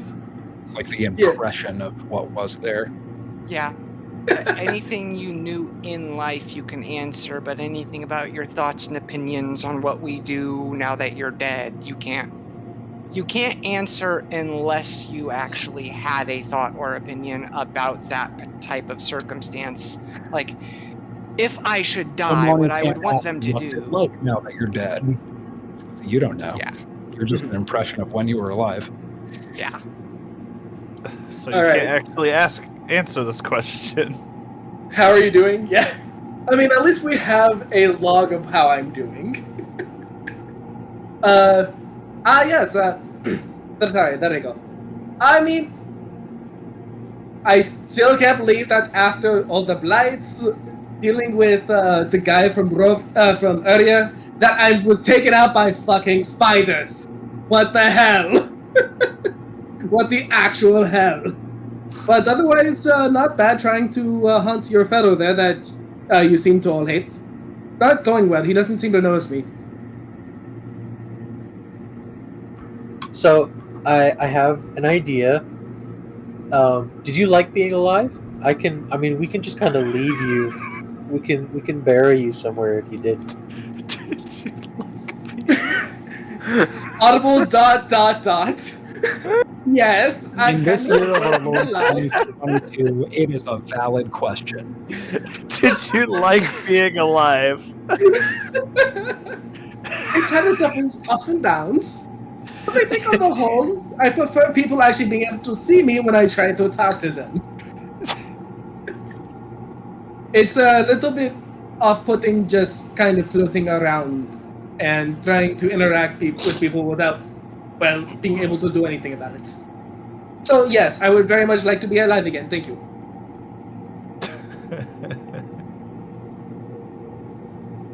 There's one question. Technically, too. Two. I mean, he didn't really ask how you're doing. He said, I'm sorry you're dead. I mean, he started talking. I'm not counting that as a question. Did you like being alive? Yes. Yeah. Oh, what was it? Did you ever tell us the people you were with before this? Like I don't remember if you ever named that cult that you were in. Now that you say that, did I?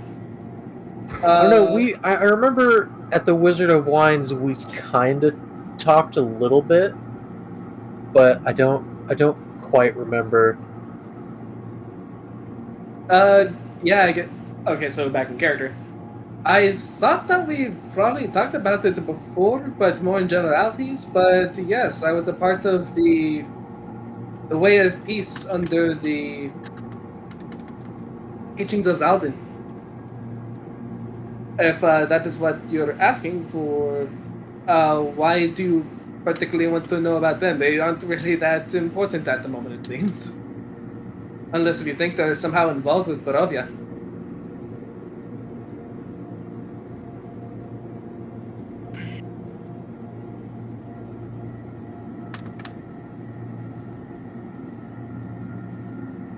Is it okay if I read your book?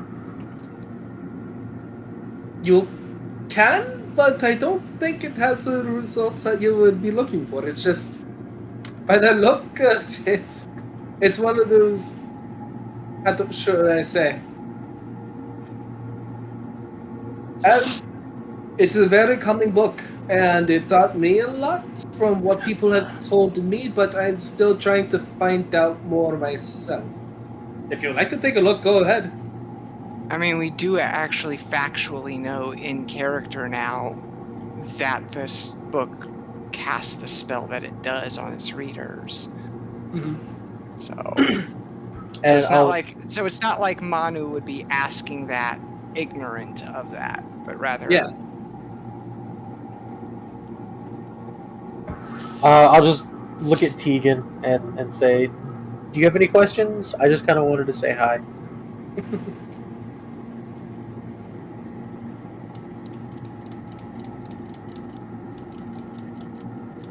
And thank you for the call. Tratari's animating essence there.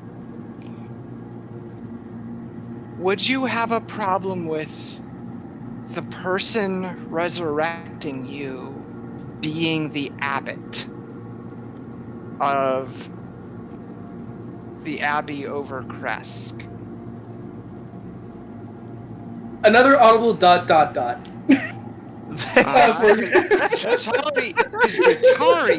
dislikes the abbot as much as I do. Yeah, it's just that moment of, it's like you asked, do you want to be rezzed? But it's also this case of, this is our current option. Are you okay with that? We have Because resurrection at home. Resurrection at home. is the abbot.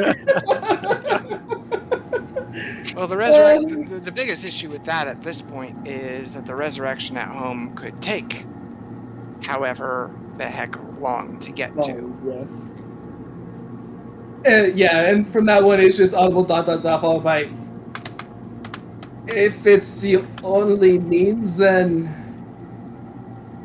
fine, I'll make that devil's bargain. Okay. That was my only question given this opportunity. And you could still ask one more question.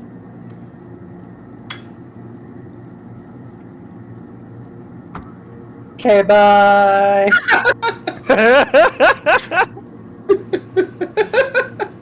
And I'm imagining that on Tari's end, it is literally like a case of, she's been like there ghostly hanging around anyways, and basically just like talking to them through the body, just like on the other side, like you would on a table.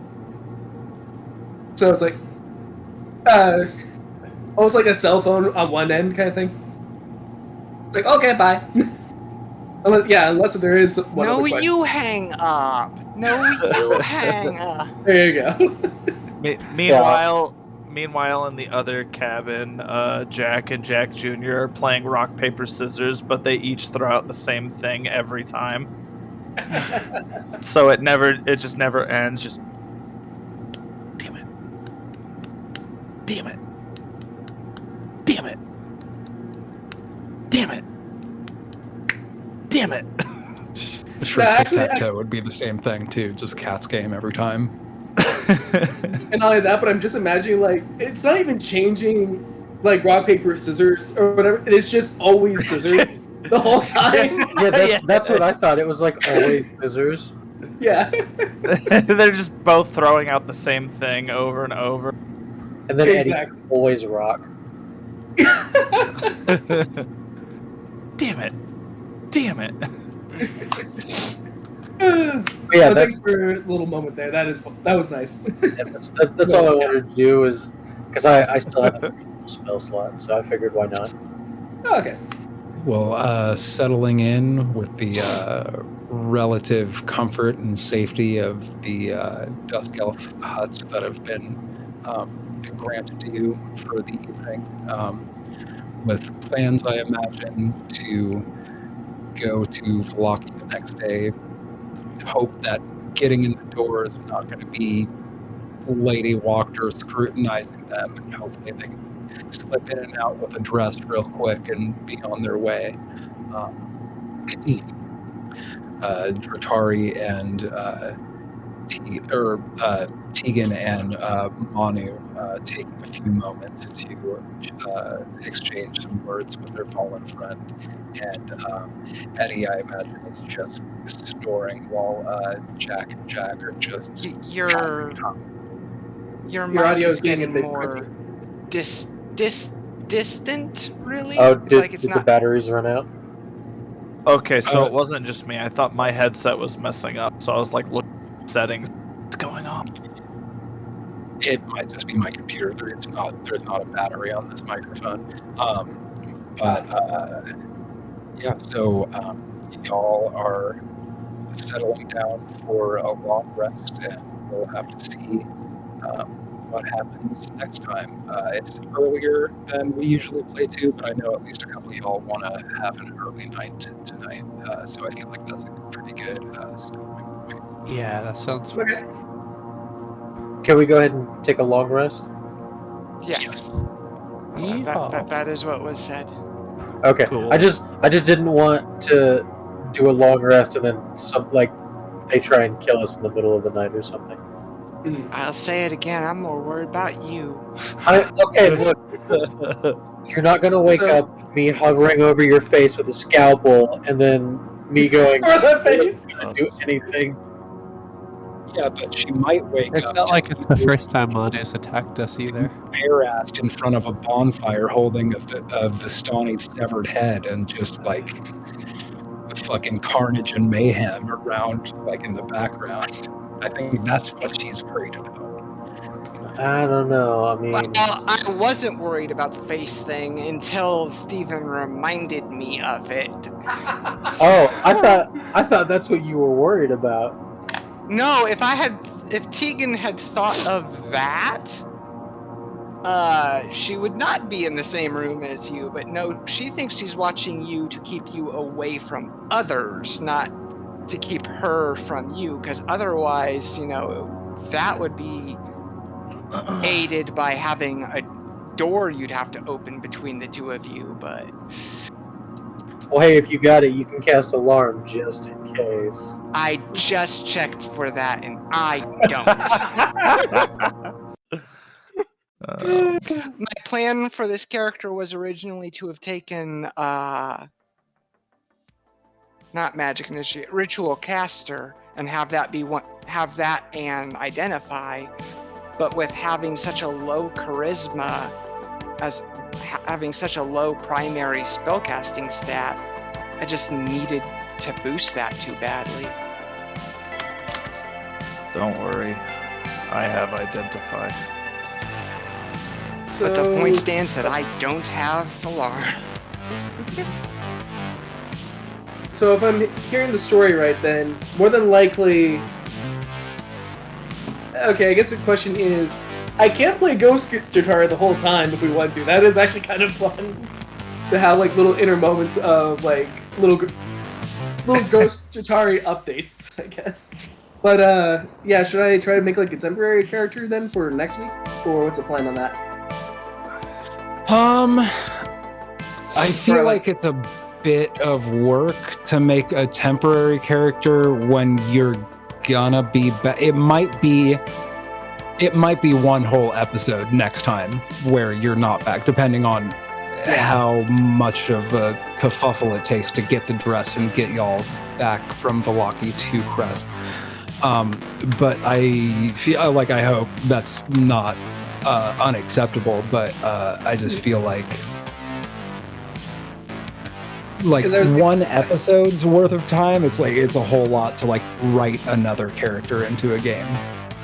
Oh, well, yeah, I was thinking maybe even just a case of like, I don't know, taking a random character from here and just going over there kind of thing. But it depends on like how much trouble was already being brewed at Vallaki. Yeah. And going back to the other place and back. If there isn't, then trying to think up a character as a guest spot in a bottle episode. Yeah. But if you would like, you can play Jack Jr. Yeah, I will say that one of Tegan's main concerns, given what we just learned, is if the dress was in the old burgomaster's home, and that's one of the buildings that they deliberately let smolder. Yeah. Because we don't have an idea of an alternate payment method, except for Manu's idea of my face. But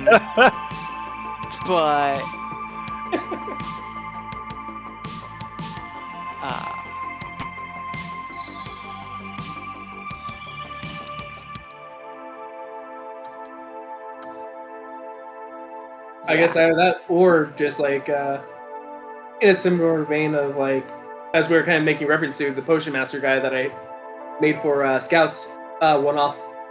Just a character that's literally there just to say, hey, you know, I'm going to these 2 places just to sell some stuff. I'll leave you be afterwards, kind of thing. Once I get to where the abbot is. And that way it's an easy in and out. But we can figure that out later. Yep. Point is, we're going to try and res you. It could take all of next session. It could take less. It could take more. It could end up being that we get to Vallaki and find that the dress is not there and is not an option. So I'll say this. It's my hope that it wouldn't be one whole episode where you just show up and listen. But if it is more than one whole episode, I think at some point during the episode after next, you're almost certainly gonna be there. So it just seems like a little bit of narrative work to try to work a new character I've in. spent more episodes running than I have been dead. That is not Okay. I was just trying to make sure. I think like out of character, we'll probably try to hurry it along too. We won't do too much exploration. Just get you back in the game. Yeah, well, now that I'm in Vallaki, I really want to look at Blinsky's back storerooms, though. Yeah. And while I'm there, I really want to, like, we didn't really check out the RSX stockyard, and we have got to figure out this ledger. Right? Yeah, my idea right now is quite legitimately finding out if anyone. I know that as an artificer, Jack has thieves' tools. But Tegan doesn't know who is the best rogue-ish person now that Stormy is gone. And Tegan's basic idea is just going to be upcast invisibility on the people that need it, and they can go into the house and try to find the dress while invisible. And try to completely stealth mission it as quickly as possible. Tegan's idea for Vallaki is, let's see, invisibility lasts 10 minutes. The Burgomaster's home is pretty close to the city limits. We might be able to do it in the 1 spell duration. Okay. So yeah, as long as you guys don't mind Ghost Chitari in the chat, then.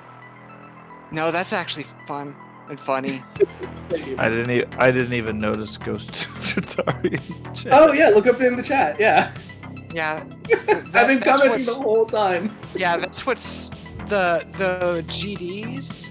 Yeah, Ghost Chitari. Started out as Ghost Chitari, and then Chops just kind of started abbreviating it GD for when it's Ghost Chitari having a thought or statement. I don't even notice that. Where's it at? Top it's right. In the voice chat. It's like a thing that Discord started doing only a few months ago, that like voice channels also have a text channel.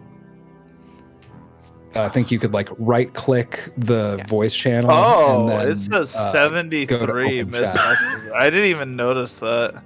And those 73 are just the ones from today's session that we use for writing various things. But I didn't even notice that. Yep, it's there. And like when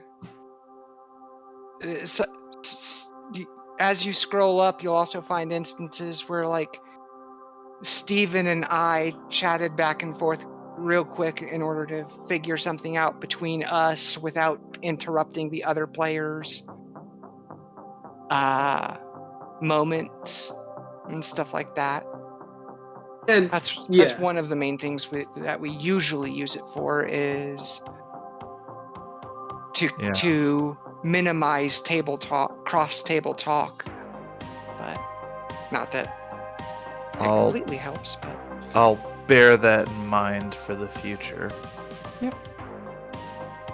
And that also makes it a little bit more funny for, especially, hey, I'm a ghost, I can't speak because I'm dead. So, chat. This is your conscience speaking. Get fucked, idiots.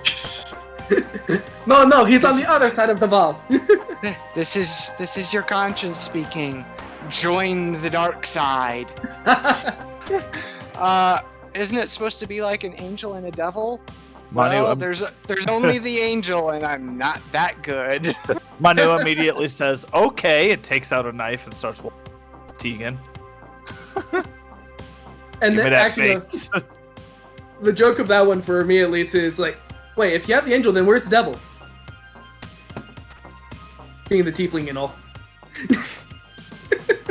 I don't go to bed. Good night. Guess Good night. it's a good thing we're done here, because this is gone. Good night, y'all. So yeah, Thanks and for I'll the feel better game. soon. When is our next game? The Isn't that 19th. like 2 weeks? 19th. Cool. Thank you. Let me double check when that is. Okay, yeah, 2 weeks from now.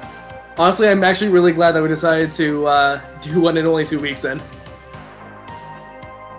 Considering the development. Yeah. Gotta Alright, move toodaloo. that death of party member counter from her. Right? And not gonna lie, I didn't realize that was only a level like 4 and under thing. I thought that was a like when people died in Barovia that you had the chance to come back, but with some sort of messed up aspect. Yeah, it's below level 5 and also only once at that. Oh, okay. So even if you were still level 4, like Tegan and Manu would still be fucked if they died. Gotcha. Yeah, I'd heard some things about those rule sets being used for Adventures League to compensate for Curse of Strahd being a bottle episode. Yeah, that's not. You completely cut out, you're muted. And that was after your microphone wanted to do a ship's horn sound as it cut out. Or actually, it's more like a bass guitar low chord. Oh, hello there. Now that my microphone works again, I don't. Oh, yeah, I don't remember what I was gonna say.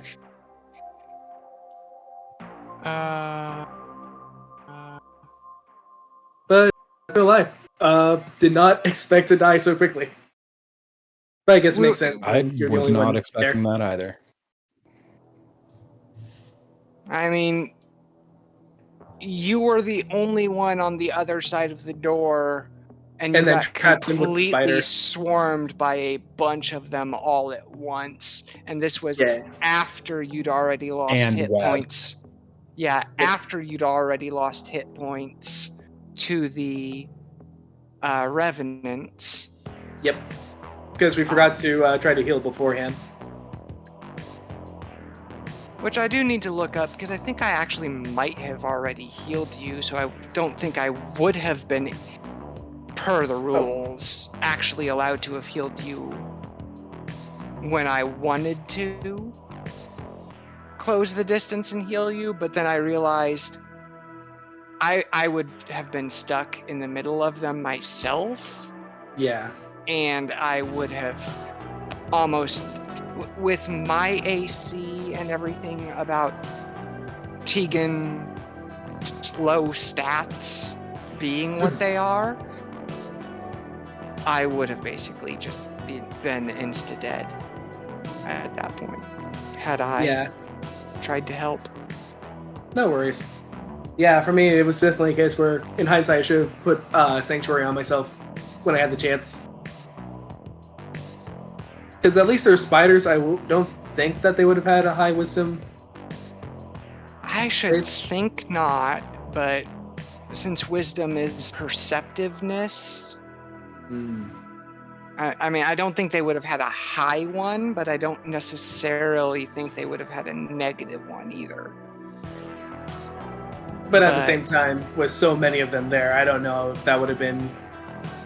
I mean, worth it, every little I think. bit could have helped, realistically speaking. But yeah, just accidentally went in too far on that first going through the door.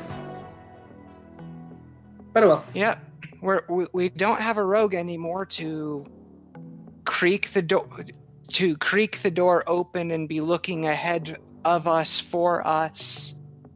And so, but what we do have is a paladin and a barbarian who are of the mentality and mindset that I'm just going to walk into the room. And while not strategically the best idea, it definitely does fall into but it is what my character would do, trap.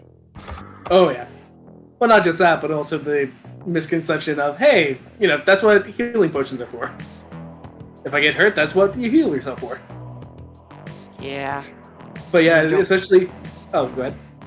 No, go.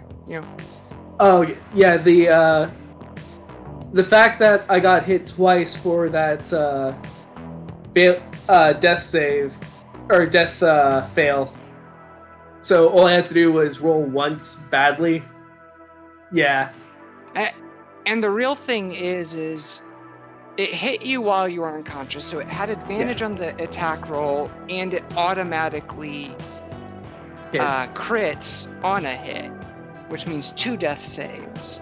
But the real double whammy is when the one dropped you to 0, the thing about their poison is they drop you to 0 but stable. Yep. So you were actually stabilized. You would not have had to make any death saves at all, except the poison. Well, except that when you take damage, hit. if you take any damage when you're unconscious and dying at 0 HP, not only does it give you a failed death save, but it also knocks you out of being stable. So you had no death saves, no successful saves, and you were not in a situation where you would have had to make any. But because that one hit you and dealt damage,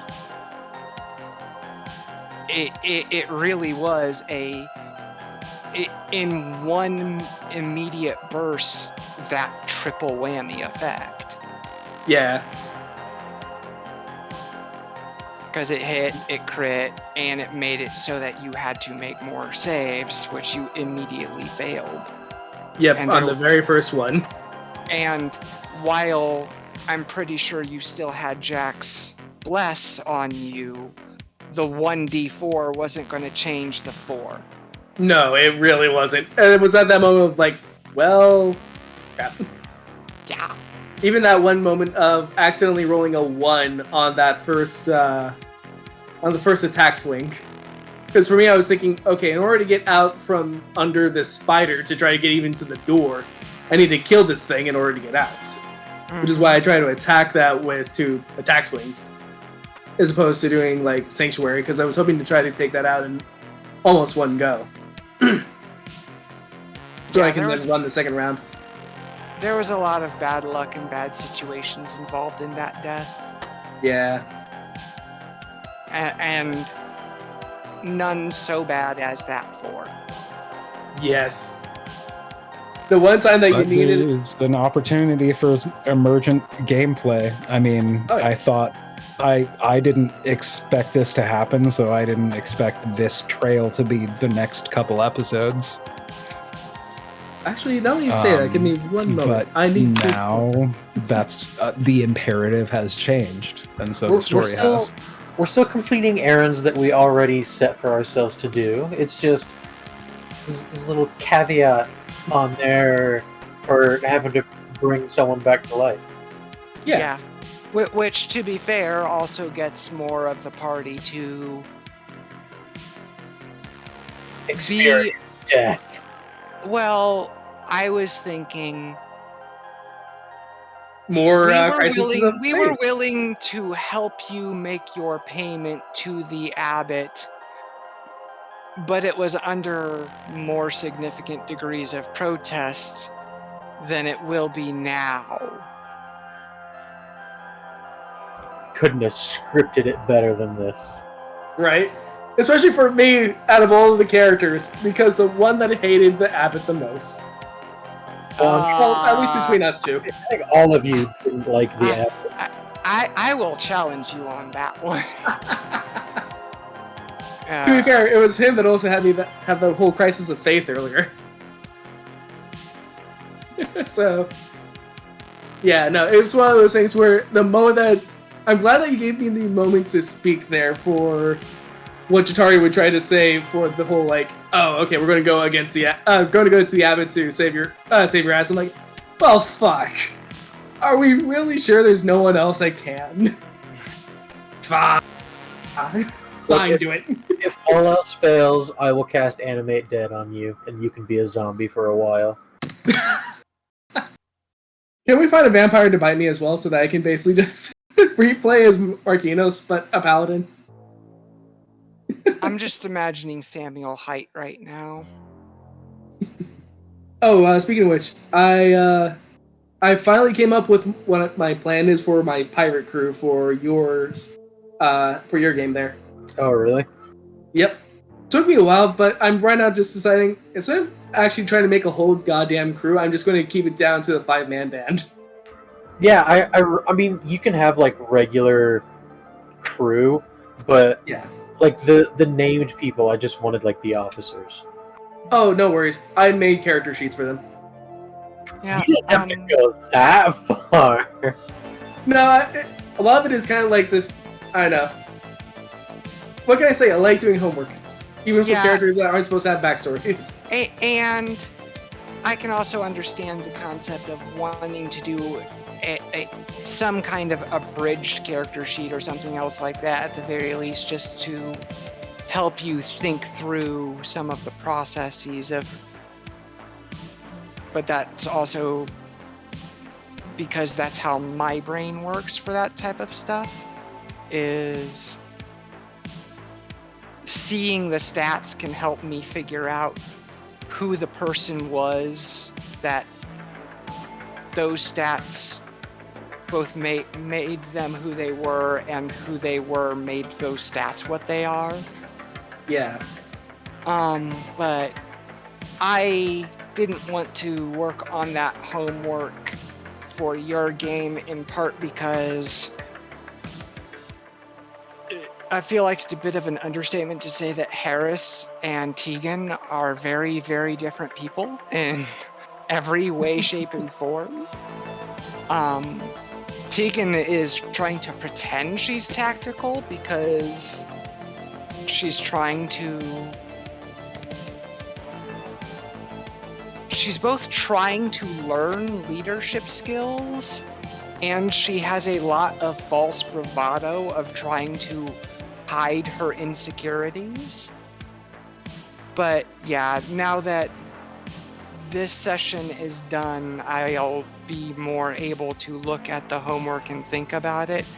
I will say that the very first question on that list, though, the tell me about the organization, it's like, I will say that as far as that goes specifically, I feel like I just don't have the knowledge of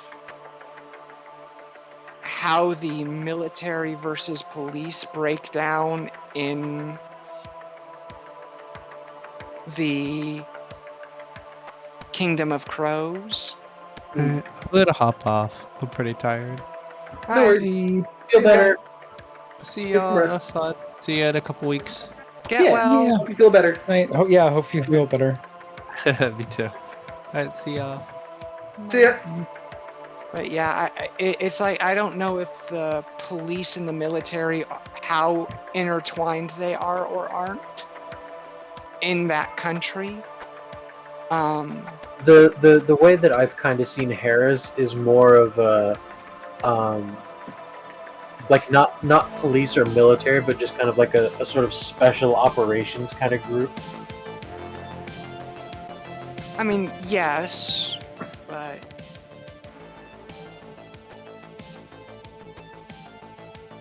like one of Harris's main inspirations, as it were, is Garrus Vicarian from Mass Effect. Okay, yeah. I forgot that was his last name. Mm-hmm.